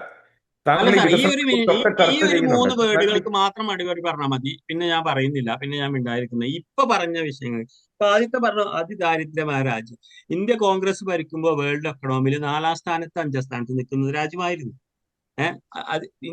പിന്നെ അവര് പറഞ്ഞത് ഇന്ത്യ അത്രത്തോളം ദാരിദ്ര്യമായ വേറൊരു രാജ്യമില്ലാതെ. ഇനി ഇവര് ഭരിച്ച 35 വർഷം CPM ഭരിച്ച ബംഗാളിന്റെ അവസ്ഥ, അവിടുത്തെ കമ്മ്യൂണിറ്റിയുടെ അവസ്ഥ, ഇപ്പോഴും വെളിച്ചം വെള്ളമില്ലാതെ അവിടെ നടന്ന കൂട്ടക്കൊലകള്, ബംഗാളിൽ നടന്ന കൂട്ടകളുടെ പേര് എനിക്ക് ഓർമ്മയില്ല, ഞാൻ എഴുതി വെച്ചിട്ടുണ്ടായിരുന്നു സംഭവം. അപ്പൊ 35 വർഷം ബംഗാൾ ഭരിച്ച CPM ആണ് ഈ 60 വർഷം ഇന്ത്യ ഭരിച്ച് ഇന്ത്യയെ 4-ാമത്തെ എക്കോണമി വികസിത രാജ്യങ്ങളിലേക്ക് ആക്കിയ കോൺഗ്രസിനെ കുറ്റം പറയുന്നത്. അപ്പൊ സ്വയം ചിന്തിക്കുക നമ്മൾ. പിന്നെ അവര് ഈ മറ്റേ ചൈനയെ പറ്റി അവര് ആ കാര്യം ആ കാര്യത്തിനൊന്ന് ഉത്തരം പറഞ്ഞോട്ടെ. അതായത് ഇന്ത്യ പറയാം. 4-ാം സ്ഥാനത്ത് പറഞ്ഞോട്ടെ, ഷെബി പറഞ്ഞു തീരട്ടെ, അത് കഴിഞ്ഞിട്ട് നമുക്ക് ഞാൻ പറയാം. ഇല്ല പറഞ്ഞോളൂ, ഞാൻ ഐ വിൽ വെയിറ്റ്. പറയും. ഓക്കെ. അല്ല എനിക്ക് ചോദ്യമുണ്ട് ഇന്ത്യ 4-ാം സ്ഥാനത്ത് രഞ്ജിത്ത് ചോദ്യമുള്ളത്. കാരണം നിങ്ങൾ ഈ വികസനങ്ങളെ കുറിച്ചൊക്കെ പറയുന്നുണ്ട്. ഒരു മിനിറ്റ് രഞ്ജിത്ത് ഈ ചൈനയുടെ വികസനത്തെ കുറിച്ച് പറഞ്ഞു, മറ്റുള്ള രാജ്യത്തെ വികസനത്തെ കുറിച്ചൊക്കെ നമ്മൾ ചൂണ്ടിക്കാണിക്കുന്നുണ്ടായിരുന്നു. പക്ഷേ ഒരു കാര്യമുണ്ട്, ഞാൻ അതാണ് മുമ്പേ ചോദിച്ച ചോദ്യം. കഴിഞ്ഞ 10 വർഷമായിട്ട് നിങ്ങൾ തന്നെയാണ് അധികാരത്തിലിരിക്കുന്നത്. വയനാട് ജില്ലയിലെ പ്രശ്നം ഈ ഉരുൾപൊട്ടൽ മാത്രമല്ല, അവിടുത്തെ പ്രകൃതി, അവിടുത്തെ ഭൂമി, അവിടുത്തെ ആദിവാസികളുടെ വിഷയം, അവിടുത്തെ കൃഷിരീതികൾ, അവിടുത്തെ വന്യജീവി ആക്രമണങ്ങളുടെ പ്രശ്നങ്ങൾ, ഇതൊക്കെ നേരിടുന്ന ഒരു പ്രദേശം കൂടിയാണ് വയനാട്. അപ്പം ആ വിഷയങ്ങളെ ഒന്നും അഡ്രസ്സ് ചെയ്യാതെ നമുക്ക് ബാക്കിയുള്ള വികസനത്തെ കുറിച്ച് നമുക്ക് ചർച്ച ചെയ്യാൻ കഴിയില്ല. ഈ പറഞ്ഞ പല റിഫോംസും കൊണ്ടുവന്നു കഴിഞ്ഞാൽ മാത്രമേ, അല്ലെങ്കിൽ വികസനങ്ങൾ കൊണ്ടുവന്നു കഴിഞ്ഞാൽ മാത്രമേ ആ മേഖലയ്ക്കൊന്ന് പിടിച്ചു നിൽക്കാൻ കഴിയുള്ളൂ. അല്ല, ഒരു വികസനവും വയനാട് നടന്നിട്ടില്ല എന്നുള്ള കാര്യം അങ്ങനെ പറയാൻ പറ്റില്ല. അതായത് ഇപ്പോ ഈ വയനാട് ദുരന്തത്തിന്റെ ഭാഗമായിട്ട് മാത്രമല്ലല്ലോ, കേരളത്തിൽ ആദ്യമായിട്ട് 5 ലക്ഷത്തോളം വീടുകൾ ലൈഫ് മിഷന്റെ ഭാഗമായിട്ട് കൊടുത്ത ഗവൺമെന്റ് ആണ് കഴിഞ്ഞ പിണറായി ഗവൺമെന്റ് എന്നുള്ളത്. ഇവിടെ നമ്മൾ വീടിന്റെ കണക്ക് പറയുമ്പോൾ നേരത്തെ പറഞ്ഞല്ലോ, ഒരു മിനിറ്റ് സാറേ, ഇവരിപ്പോഴും ആ വീടിന്റെ കാര്യം, ഇപ്പൊ സാർ ചോദിച്ച ചോദ്യം എന്താണ്? അവിടുത്തെ കാർഷികവുമായി ബന്ധപ്പെട്ട എന്താണ് വികസനം? മറുപടി പറയട്ടെ. അല്ല, ഞാൻ പറയുന്നത് എന്താ വെച്ചാൽ അവര് വിഷയം എങ്ങനെ ഡീവിയേറ്റ് ചെയ്യുന്നത്? താങ്കൾ ചോദിച്ചത് അവിടുത്തെ കാർഷിക രീതി, കർഷകരുടെ ഇതാണ്. ഇപ്പൊ പക്ഷെ ഉത്തരം പറയുന്നത് നിങ്ങളുടെ ഇംപേഷ്യൻസ് ആണ് പ്രശ്നം എന്നുള്ളത്. അതല്ലേ നിങ്ങൾ ഞാൻ ഉത്തരം കേൾക്കാൻ കൊതിച്ചുകൊണ്ടിരിക്കുന്നത് ആ ആള് ചോദിക്കുന്ന ചോദ്യങ്ങൾക്കാണ്. അതിനുള്ള ഉത്തരമല്ല നിങ്ങൾ പറയുന്നത്. നിങ്ങളെ ഉത്തരമല്ല നമ്മൾ പ്രതീക്ഷിക്കുന്നത്. ആൾ ചോദിച്ച ചോദ്യത്തിനുള്ള ഉത്തരാണ്. കാർഷിക മേഖല ആത്മഹത്യയൊക്കെ പറ്റി ചോദിച്ചു. അവിടെ എപ്പോഴും ആത്മഹത്യ 2018 ശേഷം അവിടെ 10ഓളം ആത്മഹത്യ, കർഷക ആത്മഹത്യ നടന്നിട്ടുണ്ട്. ഇതിനൊന്നും കർഷകരെ അഭിമുഖീകരിക്കേണ്ട ക്വസ്റ്റ്യൻ ചോദിക്കുമ്പോൾ അവര് വീണ്ടും പറയുന്നത് എന്താ? വയനാട്ടിലെ വീട് ലൈഫ് മിഷൻ. അദ്ദേഹത്തിന് പറയാനുള്ള വയനാട്ടിലെ വീട് മാത്രമല്ല സുഹൃത്തെ, വീടിനെ നിങ്ങൾ ആ രീതിയിൽ കുറച്ച് കണ്ട കാര്യമില്ല. അതായത് വയനാട് നടന്നത് ഈ പറഞ്ഞ, അതായത് ദുരിതാശ്വാസത്തിന്റെ ഭാഗമായിട്ട് നടന്ന വികസനം മാത്രമല്ല എന്ന് പറയാൻ വേണ്ടിയിട്ടാണ് ഞാൻ പറഞ്ഞത്. പക്ഷെ ആദിവാസി മേഖലയിൽ വലിയ രീതിയിലുള്ള വികസനം ഈ ഗവൺമെന്റ് നടത്തിയിട്ടുണ്ട്. ഈ പറഞ്ഞ ആദിവാസി കുട്ടികൾക്ക് വേണ്ടിയുള്ള സ്റ്റൈപ്പൻഡ്, പെൻഷൻ, ഈ പറഞ്ഞ കാര്യങ്ങൾ, അവരുടെ സ്കൂൾ വിദ്യാഭ്യാസത്തിന് ആവശ്യമാണ്. സ്കൂൾ വികസനം വയനാടിൽ തന്നെ വലിയ രീതിയിലുള്ള സർക്കാർ സ്കൂളുകളുടെ മോഡിഫിക്കേഷൻ, റോബോട്ടിക്സും ഈ പറഞ്ഞ കാര്യങ്ങളും ഒക്കെ വയനാട് സ്കൂളുകൾ കൊണ്ടുവന്നവരാണ്.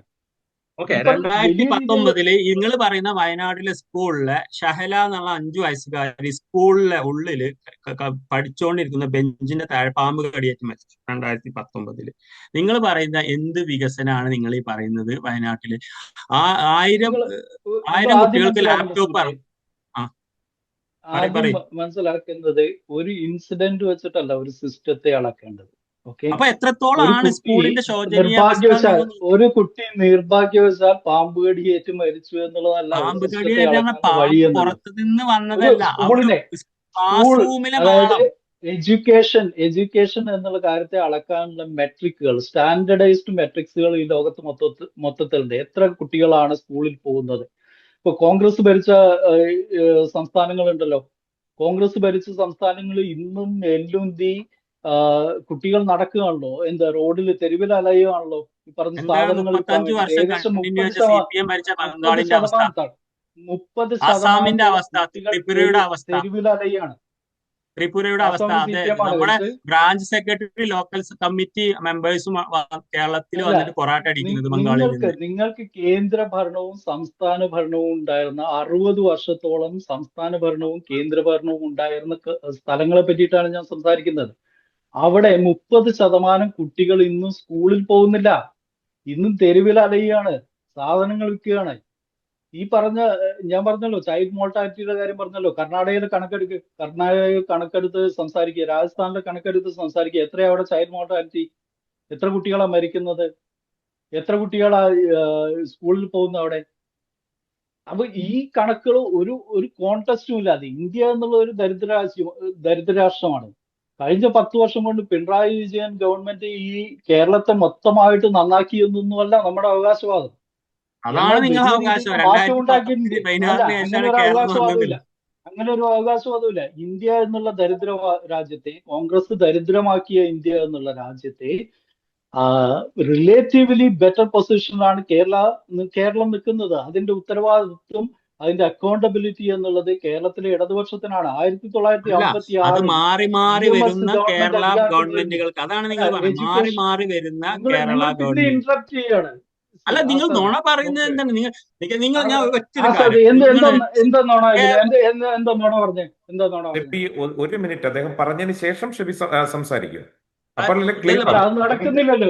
ഇദ്ദേഹത്തിന് ക്ഷമയില്ലല്ലോ. ഇദ്ദേഹത്തിന് ഒന്നും ഇല്ലല്ല, ഇല്ലാത്തതുകൊണ്ട് നിങ്ങൾ വെറുതെ ഈ പറയും പറഞ്ഞ ക്ഷമ പോലെ. ഉണ്ടായിട്ടല്ല. എനിക്ക് നുണ അല്ല, കേൾക്കുമ്പോൾ നിങ്ങൾ നമ്മൾ ഈ സ്വാഭാവികമായിട്ടും പ്രതികരിക്കൂലേ. അത് നിങ്ങൾ പറയും, ഞാൻ എന്താണ് നോണ? കേൾക്കാം. ഓക്കെ ഓക്കെ ഓക്കെ ഇത് ഓക്കെ ഓക്കെ, ആ ഇല്ല, നോണ ഞാൻ നിങ്ങൾ പറയും, കേട്ടിട്ടില്ല. ഞാൻ എന്റെ എന്താണ് ടൈം നോണ? ആകുമ്പോൾ ഞാൻ പറയാം. എന്റെ ടൈം എന്താണ് ആകുമ്പോൾ നോണ? ഞാൻ പറയാം. എന്താണ് നോണ? അല്ല, നോണ കേട്ടിട്ട് ഞാൻ എന്റെ പറയുന്നത്. ടൈം ആകുമ്പോൾ ഞാൻ പറയാം, എന്താണ് നിങ്ങൾ നോണ? പറയാം. അല്ല, നോണ പറയും. നോണ എന്താ പറഞ്ഞത് സംസാരിച്ചോളൂ, പറ. ഇനി സംസാരിച്ചു ഓക്കെ. സംസാരിച്ചോളൂ. അപ്പൊ അത്രേ ഉള്ളൂ അദ്ദേഹത്തിന്റെ അലിഗേഷൻ. ഞാൻ പറയുന്നത് 1956 കേരളത്തിൽ EMS മന്ത്രിസഭ അധികാരത്തിൽ വരുമ്പോൾ കേരളത്തിന്റെ സ്ഥിതി എന്താ? അന്ന് കൊണ്ടുവന്ന വിദ്യാഭ്യാസ ബില്ല് എന്നുള്ളത്, അതായത് യൂണിവേഴ്സൽ എഡ്യൂക്കേഷൻ എന്നുള്ള കാര്യം, അതായത് എല്ലാ എല്ലാ കുട്ടികൾക്കും മാൻഡേറ്ററി എഡ്യൂക്കേഷൻ കൊടുക്കണം എന്നുള്ള വിദ്യാഭ്യാസ ബില്ല്, ആ ബില്ലിനെതിരെ വിമോചന സമരം നടത്തിയ പാർട്ടിയാണ് കോൺഗ്രസ്. എങ്ങനെയാ വിമോചന സമരം നടത്തിയത്? ഇവിടുത്തെ സവർണ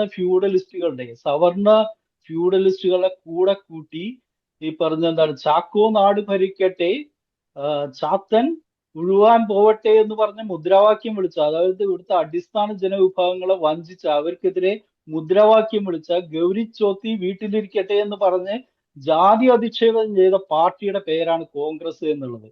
അന്ന് EMS മന്ത്രിസഭയെ അട്ടിമറിക്കാനായിട്ട് 2 കാരണങ്ങളാണ് അവർക്കുണ്ടാകുന്നത്. ഒന്ന്, ഭൂപരിഷ്കരണം എന്നുള്ളത്. ഈ ഈ കേരളം എന്നുള്ള സംസ്ഥാനത്ത് 56 EMS മന്ത്രിസഭ അധികാരത്തിൽ വരുമ്പോൾ 70% ഭൂമി ഓൺ ചെയ്തിരുന്നത് ഇവിടുത്തെ സവർണ ഫ്യൂഡലിസ്റ്റുകളായിട്ടുള്ള ആൾക്കാരായിരുന്നു. കാരണം എന്താ? കേരളത്തിൽ അത്തരത്തിലുള്ള ഒരു നിയമം ഉണ്ടായിരുന്നു. തിരുവിതാംകൂറിൽ രാജസ്വം, ബ്രഹ്മസ്വം, ദേവസ്വം, ഈ 3 വിഭാഗങ്ങൾക്ക് മാത്രമാണ് ഭൂമി ഓൺ ചെയ്യാൻ കേരളത്തിൽ കഴിഞ്ഞിരുന്നത്. ഈ ഈ 70% സവർണ ഫ്യൂഡലിസ്റ്റുകളുടെ കയ്യിൽ അനധികൃതമായിട്ട് അവർ കൈയടക്കിയിരുന്ന ഭൂമി ഇവിടുത്തെ സാധാരണ ജനങ്ങൾക്ക്, 33 ലക്ഷം ജനങ്ങൾക്ക് കൊടുത്ത സർക്കാരിന്റെ പാർട്ടിയുടെ പേര് communist party of India Marxist എന്നാണ്. അതിനെതിരെ സമരം ചെയ്ത് സമരം ചെയ്തു എന്ന് മാത്രമല്ല, EMS മന്ത്രിസഭയെ നെഹ്റുവിനെ കൊണ്ട് പിരിച്ചുപിടിപ്പിച്ച പാർട്ടിയുടെ പേര് കോൺഗ്രസ് എന്നാണ്. എന്നിട്ടാണ് കോൺഗ്രസ് ഇവിടെ വികസനത്തെ പറ്റി പറയുന്നത്. ആ രീതിയിൽ എല്ലാ കാലത്തും ഈ കേരളം എന്നുള്ള സംസ്ഥാനത്തെ, കേരളത്തിന്റെ അടിസ്ഥാന ജനതയെ, കേരളത്തിന്റെ ജനങ്ങളെ വഞ്ചിച്ചുകൊണ്ടാണ് കോൺഗ്രസ് എന്നുള്ള രാഷ്ട്രീയം ഇവിടെ കൈകാര്യം ചെയ്തത്. കോൺഗ്രസ് എന്നുള്ളത് അഴിമതിയും ഈ പറഞ്ഞ ഉത്സവപ്പറമ്പിൽ പോക്കറ്റടിയും ആയിട്ട് മാത്രം നടക്കുന്ന ഒരു ജനക്കൂട്ടമാണ് യഥാർത്ഥത്തിൽ. ഈ ജനക്കൂട്ടം, അതുകൊണ്ടാണ് ഞാൻ പറഞ്ഞത്, ഇന്ത്യയിൽ നിങ്ങൾ ഏത് സംസ്ഥാനം എടുത്ത് കേരളത്തെ കമ്പയർ ചെയ്യൂ, എന്നിട്ട് നിങ്ങൾ എന്ത് ചെയ്തു എന്ന് ഒബ്ജക്റ്റീവായിട്ട് നിങ്ങൾക്ക് പറയാൻ പറ്റുമെങ്കിൽ ഞാൻ സമ്മതിക്കാം.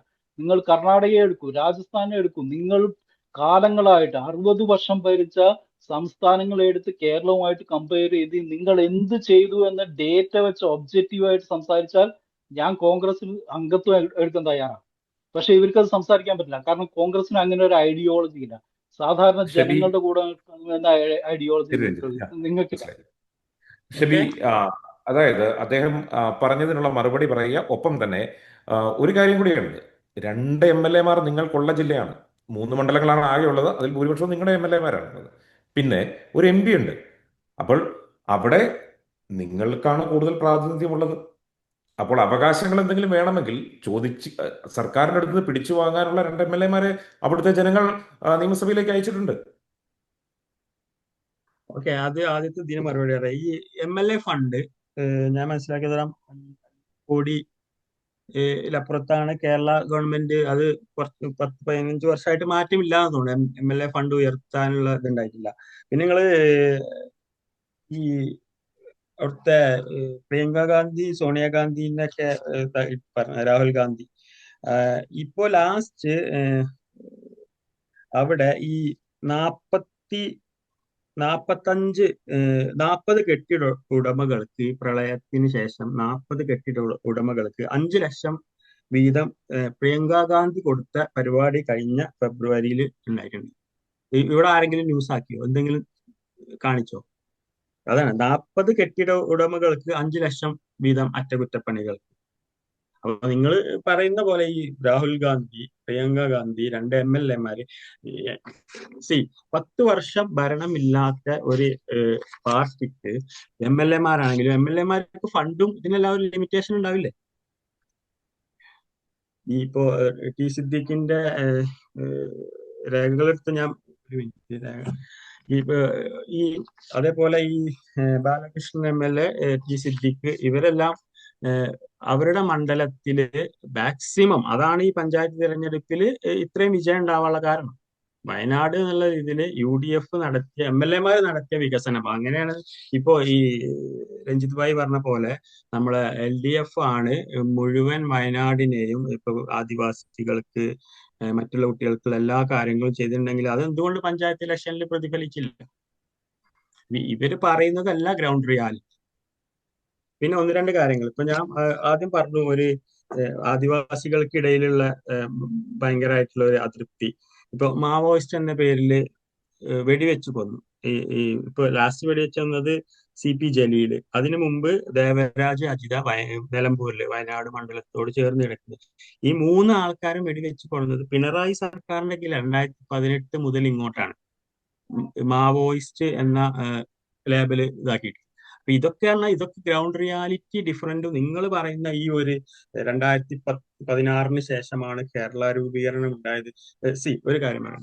ഇപ്പോ കേരളത്തില് നമ്മൾ പ്രൊജക്ട് വൈസ് നിൽക്കുകയാണെങ്കിൽ കൊച്ചി മെട്രോ,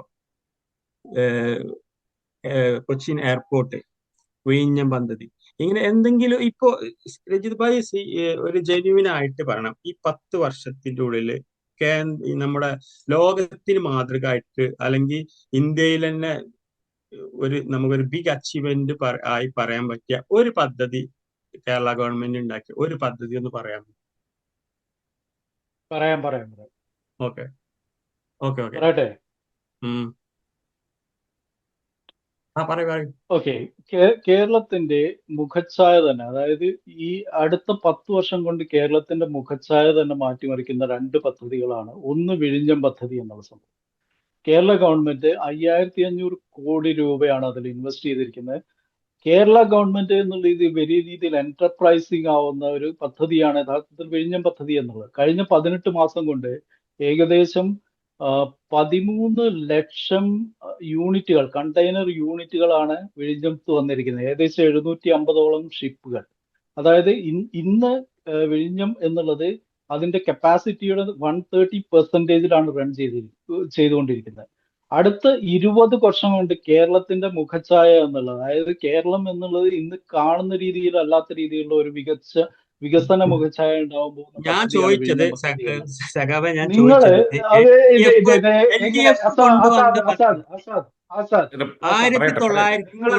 സംസാരിച്ചപ്പോൾ നിങ്ങൾ അല്ല ഞാൻ രഞ്ജിത്ത് സംസാരിച്ചോളൂ, ചോദ്യം ഞാൻ നീട്ടാതെ ചുരുക്കി സംസാരിച്ചില്ല. പറയാം, ചുരുക്കി പറയാം, അല്ല ചുരുക്കി ചോദ്യം നിങ്ങൾ പറയാം. മനസ്സിലായില്ല. നിങ്ങൾ എൽ ഡി എഫ് കൊണ്ടുവന്ന പദ്ധതി 1991 കെ കരുണാകരൻ സർക്കാർ തുടങ്ങി വെച്ചതാണ് പീഞ്ഞ. എൽ ഡി എഫ് കൊടുന്ന ഈ 10 അല്ല, വർഷത്തിനുള്ളിൽ എൽ ഡി എഫ് 1900 എന്നിട്ട് കരുണാകരൻ തുടങ്ങി വെച്ചിട്ട് എന്ത് സംഭവിച്ചു? നിങ്ങൾ എന്ത് എന്തുകൊണ്ട് സംഭവിച്ചു? കഴിഞ്ഞ 25 വർഷമായിട്ട് ഒന്നും ചെയ്തില്ല? അല്ല അങ്ങനെയാണെങ്കിൽ 2006 എന്തുകൊണ്ട് വി എസ് അച്യുതാനന്ദൻ അല്ല, തുടങ്ങി തുടങ്ങി വെച്ചു ഇതാക്കിയത്? എന്ന് പറഞ്ഞാൽ എന്താ അർത്ഥം? എന്താ തുടങ്ങി എന്നുള്ളതിന് എന്താ അതിന്റെ അർത്ഥം എന്താ? നിങ്ങൾ എന്ത് 2013 MOU സൈൻ ചെയ്തോ? നിങ്ങൾ MOU സൈൻ ചെയ്തോ? നിങ്ങൾ MOU സൈൻ ചെയ്തോ? നിങ്ങൾ പണി തുടങ്ങിയോ? 2013 ഇത് കേക്ക് നിങ്ങൾ ഫണ്ട് 2013 കൊടുത്തോ? നിങ്ങൾ ഫണ്ട് ഉമ്മൻചാണ്ടി കൊടുത്തോ? സർക്കാരാണ് വിഴിഞ്ഞം എന്താ തുടങ്ങി തുറമുഖത്തിന്റെ വെച്ചു എന്ന് പറഞ്ഞാൽ എന്താ അതിന്റെ അർത്ഥം എന്താ? നിങ്ങൾ ഞാൻ ഈ നിങ്ങളോട് പറഞ്ഞ ചോദിച്ച അതായത് ചോദ്യം എന്താണ്? അതിന്റെ രേഖ ഉണ്ട്, അതാണ് ഞാൻ ചോദിച്ചത്. നിങ്ങൾ തുടങ്ങിയ എന്താ തുടങ്ങിയത് അല്ല, അത് പറയാം. നിങ്ങൾ എന്താ അതെ തുടങ്ങിയത് അത് പറയാം. അതേ ഉദ്ദേശിച്ചത് ഈ പദ്ധതികൾ തുടങ്ങിയത് UDF സർക്കാരിന്റെ കാലത്താണെന്ന്. രണ്ടായിരത്തി എന്താ ഡിസംബർ പദ്ധതി 3 അല്ല, പ്ര- പദ്ധതി പ്രഖ്യാപിച്ച അദാനി പദ്ധതി പോർട്സുമായി തുടങ്ങില്ലല്ലോ. സൈൻ ചെയ്തത് ഉമ്മൻചാണ്ടി സർക്കാർ. നിങ്ങളോട് പറഞ്ഞു ഫ്രം ദ സ്ക്രാച്ച് നിങ്ങൾക്ക് ഒരു കോൺട്രവേഴ്സി ഇല്ലാത്ത ഒരു പ്രൊജക്ട്, വൺ ഈ പ്രൊജക്ട് എന്ത് വിത്തൗട്ട് എനി വൺ ഇന്റർഫിയർ, ഒരു പ്രൊജക്ട് പറഞ്ഞു.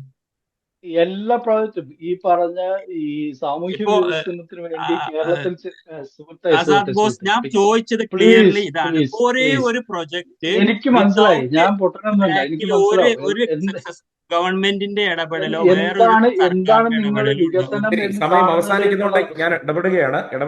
അല്ല, കാരണം ഒറ്റ ബാക്കി മിനിറ്റ് ആസാദ്, ചർച്ചകളിലേക്ക് ഒറ്റ ഇനി മിനിറ്റ് പോകാൻ ഒരു ഒറ്റ മണിക്കൂർ മിനിറ്റ് കഴിഞ്ഞു. ഇവര് നമുക്ക് ഇനി ഒരു ഇവരെന്താണ് വികസനം എന്ന് ചുരുക്കി കാണുന്നത്? ചുരുക്കി ഇവര് പറഞ്ഞോളൂ ഒറ്റ Ranjith. Minute 2 Azad, minute point state ചെയ്യണം. ഒരു 2 പ്രൊജക്ട് മിനിറ്റ് പറയട്ടെ. നമ്മുടെ ഇതിന് ഉത്തരം ഇതിന് ഒറ്റൊരു ഉത്തരം പറയട്ടെ, പ്രൊജക്ട് ഇതിന് അല്ല ഈ ഉത്തരം പറയട്ടെ, വിഴിഞ്ഞം എന്നുള്ളത്. അതിനുത്തരം രഞ്ജിത്ത് പറഞ്ഞതിന് ശേഷം ഇതിന് ഒരു പറഞ്ഞോളൂ. ഉത്തരം പ്രൊജക്ട് പറയട്ടെ, പറയട്ടെ, ഇതിന് ഒരു ഉത്തരം പറയട്ടെ. പ്രൊജക്ട്, ഒറ്റ ഇതിൽ പ്രൊജക്ട്. രണ്ട് പ്രശ്നങ്ങളുണ്ട്. ഇതിൽ രണ്ട് പ്രശ്നങ്ങളുണ്ട്. എന്താണ് ഇവര് വികസനം എന്ന് കാണുന്നത് എന്നുള്ളതാണ് അടിസ്ഥാനപരമായിട്ടുള്ള പ്രശ്നം.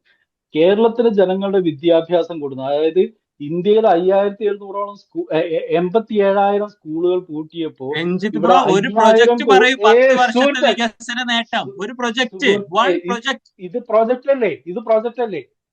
സ്കൂളിന്റെ ആ റോബോട്ടിക്സ് വികസനം എന്നുള്ളത് പ്രോജക്റ്റ് അല്ലേ? ലൈഫ് മിഷൻ എന്നുള്ള പ്രോജക്റ്റ് അല്ലേ? വിഴിഞ്ഞം പദ്ധതി എന്നുള്ള പ്രോജക്റ്റ് അല്ലേ? നാഷണൽ ഹൈവേയുടെ വികസനം എന്നുള്ള പ്രോജക്റ്റ് അല്ലേ? പബ്ലിക് ഹെൽത്തിന്റെ വലിയ വികസനം എന്നുള്ള പ്രോജക്റ്റ് അല്ലേ? ഇതൊന്നും എവിടെ പ്രോജക്റ്റ് അല്ല. ഇതെല്ലാം കണ്ടിന്യൂ ആയിട്ട് വന്നതല്ലേ? ഇത് 2014 ശേഷം വന്നതല്ല. ഞാൻ പറയുന്നത് എന്ത് നിങ്ങള് ശരി, കേരള ഇപ്പൊ ഒരു രഞ്ജിത്ത്. ഒരു ലൈഫ് എയർപോർട്ട്, മിഷൻ ഒരു എന്നുള്ളത് വിഴിഞ്ഞം കണ്ടിന്യൂ തുറമുഖം, ഒരു ചെയ്യാം. കൊച്ചിൻ മെട്രോ, ശരി ഇതേപോലെ രഞ്ജിത്ത്. എന്തെങ്കിലും ഒരു ഇനി പ്രൊജക്ട് ഇനി 10 ഇനി വർഷത്തിൽ. ഇനി വയനാട് ജില്ലയിൽ ഞാൻ ബാക്കിയുള്ള പ്രൊജക്ട് സമയത്തിന്റെ അതിക്രമിച്ചത് മൂലം ഇടപെടുകയാണ്. വയനാട് ജില്ലയിൽ നിങ്ങൾ ജനങ്ങളെ പ്രൊജക്ട് സമീപിക്കുമ്പോൾ 3 തേടി ചോദിക്കുമ്പോഴും ജനങ്ങളെ രഞ്ജിത്ത് ബ്രോ സമീപിക്കുമ്പോൾ പറയുന്നത് വിഴിഞ്ഞം പറയും. എന്തായിരിക്കും നിങ്ങൾ നിങ്ങൾക്ക് എന്താ മുന്നോട്ട് പ്രോജക്റ്റ് വയ്ക്കുന്ന എന്നുള്ള സംഭവം മനസ്സിലായില്ലേ? നിങ്ങൾ വികസനം എന്ന് കാണുന്നത് ഈ കണ്ണൂർ എയർപോർട്ടിൽ ഉമ്മൻചാണ്ടി ചെയ്ത ഒരു നാടകം ഉണ്ടല്ലോ. അതായത് അവിടെ റൺവേ പോലും ഇല്ല, സിഗ്നൽ കൊടുക്കാനുള്ള സൗകര്യമില്ല. പക്ഷെ പോയി ഈ പറഞ്ഞ എന്താണ് വിമാനത്താവളത്തിന്റെ ഉദ്ഘാടനം കഴിക്കുന്ന രീതിയിലുള്ള സംഭവമാണ് ഇവർ പ്രോജക്റ്റ് എന്ന് വിചാരിക്കുന്നത്. അത് മാത്രമല്ല പ്രോജക്റ്റ് സുഹൃത്തെ, അല്ല അത് ഞാൻ അടിസ്ഥാനപരമായിട്ട് ചോദിക്കും, ജനങ്ങളെ വികസിപ്പിക്കുക എന്നുള്ള പ്രോജക്റ്റ് ആണ്. നിങ്ങൾക്കൊരു വിഷൻ അതാണ് ഉണ്ടാവുമല്ലോ. വികസനം ഇത് എന്നുള്ളത്. ഞങ്ങൾക്ക് അതാണ് വികസനം. നമുക്ക് ഇപ്പൊ അതാണ് നിങ്ങളൊരു, വികസനം എന്ന് ഞാൻ പറയുന്നത്. എക്സാമ്പിൾ പറയാം. നിങ്ങളൊരു ഒരു കാര്യം ഏൽപ്പിക്കും, നിങ്ങൾ സ്വന്തമായിട്ട് ഒരു പ്രൊജക്ട് അല്ലെങ്കിൽ ഒരു വിഷൻ ഉണ്ടാവും. ഇപ്പൊ ഞാൻ പറയാം, എക്സാമ്പിൾ ഞാൻ പറയാം. ഇപ്പൊ പെരിന്തൽമണ്ണ, എന്റെ മണ്ഡലത്തിന്റെ അപ്പുറത്ത് പെരിന്തൽമണ്ണ, നിങ്ങൾക്കും അറിയാം, ഈ IAS അക്കാദമി തുടങ്ങി നജീബ് കാന്തപുരം. ഇതൊരു പ്രൊജക്റ്റ് ആണ്. ഒരു ഒരു ഒരു അക്കാദമി ഇതേപോലെ തുടങ്ങിയത് പ്രോജക്റ്റ് ആണ്. പക്ഷെ കേരളത്തിൽ ഒരു 5000 വിഷന് കോടി വെച്ചിട്ട് മുടക്കി 1500ഓളം സ്കൂളുകൾ റോബോട്ടിക് സൗകര്യങ്ങളും AI സൗകര്യങ്ങളും ഉണ്ടാക്കിയത് പ്രോജക്റ്റ് അല്ല അല്ലെ? ഇതൊക്കെ നിങ്ങളൊരു കഴിഞ്ഞ കെട്ടിടം മാറി തുടങ്ങിയതാണ് വരുന്ന പ്രോജക്റ്റ്. ഗവൺമെന്റിന്റെ പിന്തുടർച്ചയാണിത്.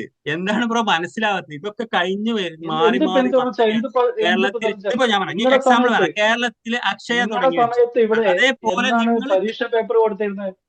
നിങ്ങളുടെ സമയത്ത് എന്താണ് പാഠപുസ്തകങ്ങൾ കൊടുത്തിരുന്നത്? എന്താണ് അതിന്റെ പാഠപുസ്തകങ്ങൾ പിന്തുടർച്ചയാണ് ഇവിടെ കൊടുത്തിരുന്നത്? ചെയ്തത്.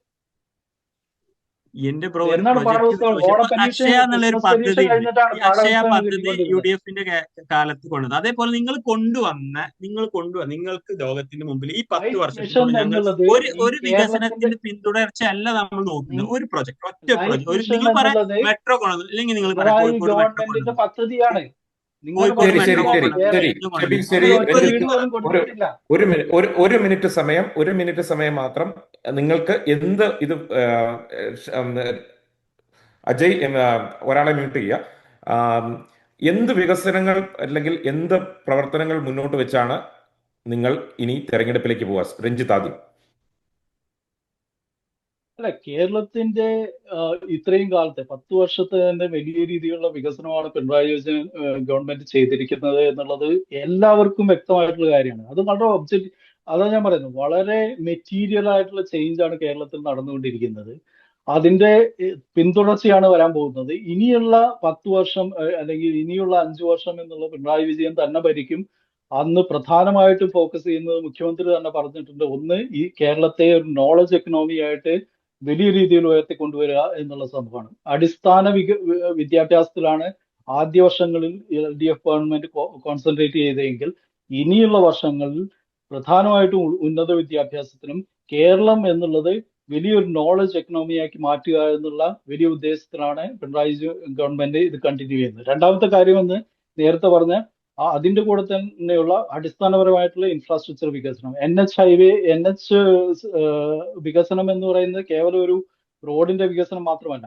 കേരളത്തെ കോഴിക്കോടും കൊച്ചിയും ആയിട്ട് ബന്ധിപ്പിക്കുന്ന 3 മണിക്കൂറിനുള്ളിൽ കോഴിക്കോട് നിന്ന് കൊച്ചിയിൽ എത്താവുന്ന രീതിയിലുള്ള വികസനം എന്ന് പറഞ്ഞാൽ വലിയ രീതിയിലുള്ള ലോജിസ്റ്റിക്സ് കോസ്റ്റ് കുറയ്ക്കുന്ന, ഇപ്പൊ ചൈനയൊക്കെ ചെയ്ത രീതിയിലുള്ള, ചൈന എങ്ങനെയാണ് ഹൈസ്പീഡ് റെയിൽവേ എന്നുള്ളത് വച്ചുകൊണ്ട് ഈ ലോകത്തിലെ തന്നെ 30% പ്രൊഡക്ഷൻ നടത്തുന്ന ഈ ലോകത്തിലെ ഏറ്റവും വലിയ സാമ്പത്തിക ശക്തിയായിട്ട് മാറിയതിന്റെ ഏറ്റവും പ്രധാനപ്പെട്ട കാരണം എന്നുള്ളത് ഹൈസ്പീഡ് റെയിൽവേ ഇൻഫ്രാസ്ട്രക്ചർ വികസനം എന്നുള്ളതാണ്.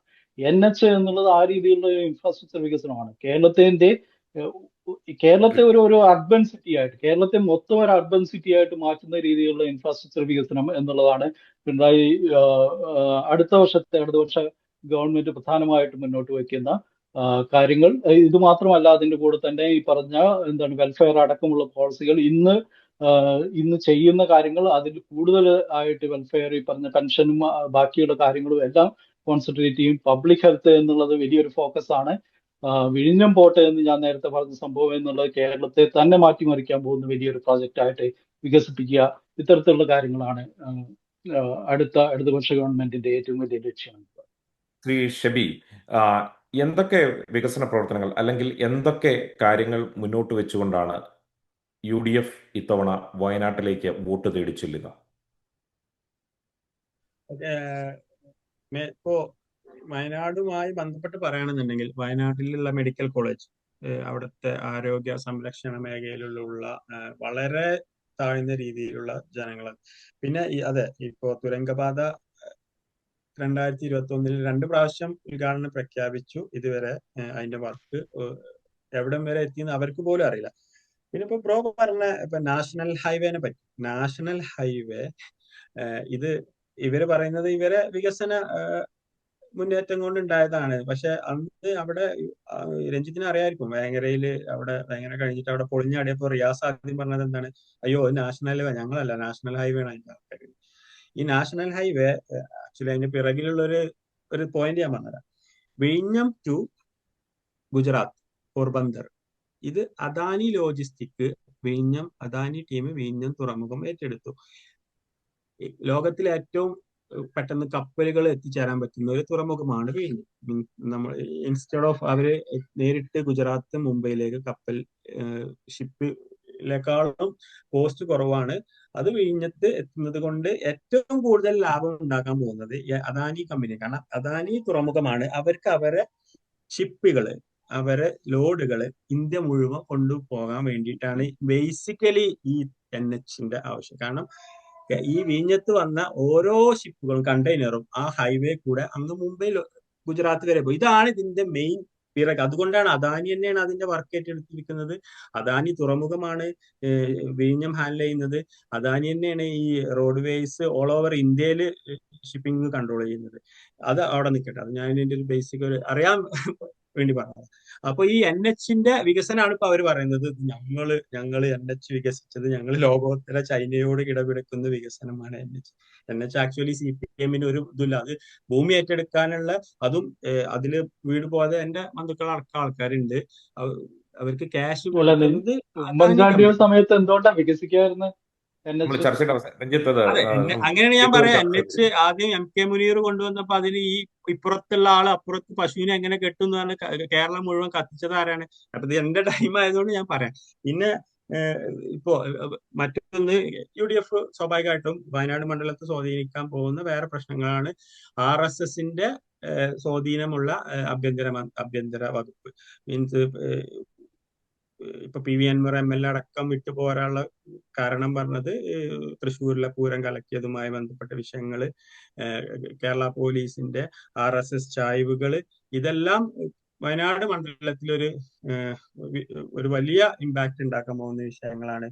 പിന്നെ ഇപ്പൊ നമ്മള് ഈ ചർച്ചയിൽ തന്നെ ഞാൻ പറയുന്നത്, അപ്പൊ നമ്മൾ വയനാട് മണ്ഡലത്തെ, വയനാട് ജില്ലയെ കേന്ദ്രീകരിച്ചിട്ടാണ് ഈ ചർച്ച തുടങ്ങിയത്. ഈ ചർച്ചയിൽ വയനാടുമായി ബന്ധപ്പെട്ട ഇവർക്കൊരു ഒരു പ്രൊജക്ട് പറയാനോ ഒന്നിനുണ്ട്. ഇവര് എന്താ പറയുന്നത്, മറ്റേ ദുരന്ത ബാധിത പ്രദേശത്തെ പറ്റി, ചൈനയിലുള്ള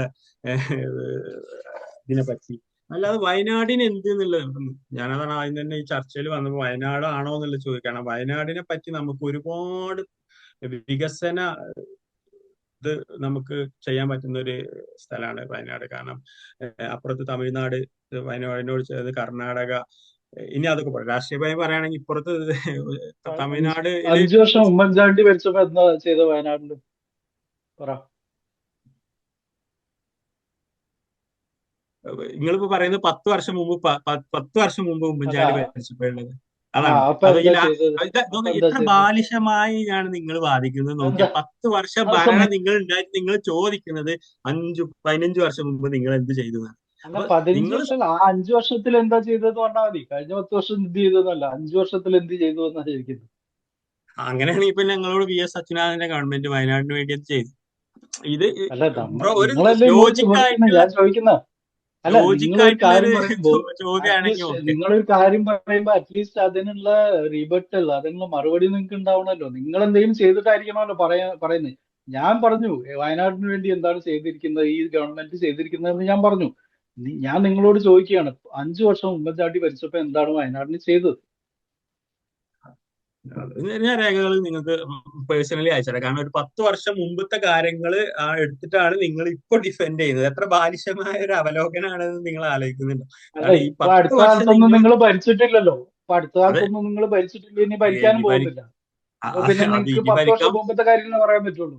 അതെ, അത് ഭരിക്കാൻ പോകുന്ന പഞ്ചായത്ത് ഇലക്ഷനിൽ മനസ്സിലായല്ലോ. പിന്നെ ഇവര് അഴിമതി ചെയ്ത് നോക്കി, സ്വർണം കട്ടത് മുതല് ഇവരുടെ അഴിമതിയെ പറ്റി ഏതെങ്കിലും ഒരു ഇത് ഏതെങ്കിലും ഒരു നമുക്ക് ഈ വിഷയങ്ങളൊക്കെ നമുക്ക് വേറൊരു സമയത്തേക്ക് ചർച്ചയ്ക്ക് എടുക്കേണ്ടതുണ്ട്.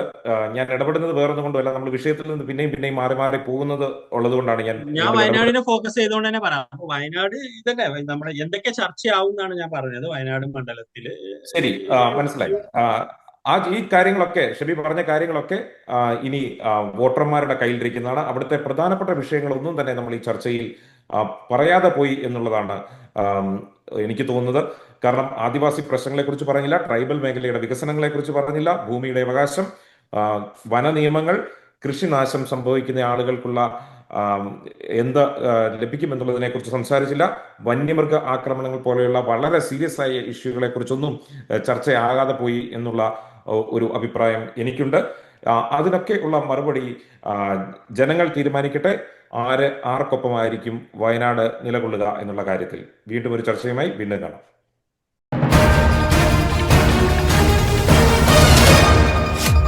MC ന്യൂസ്, കനേഡിയൻ മലയാളികളുടെ വാർത്താജാലകം.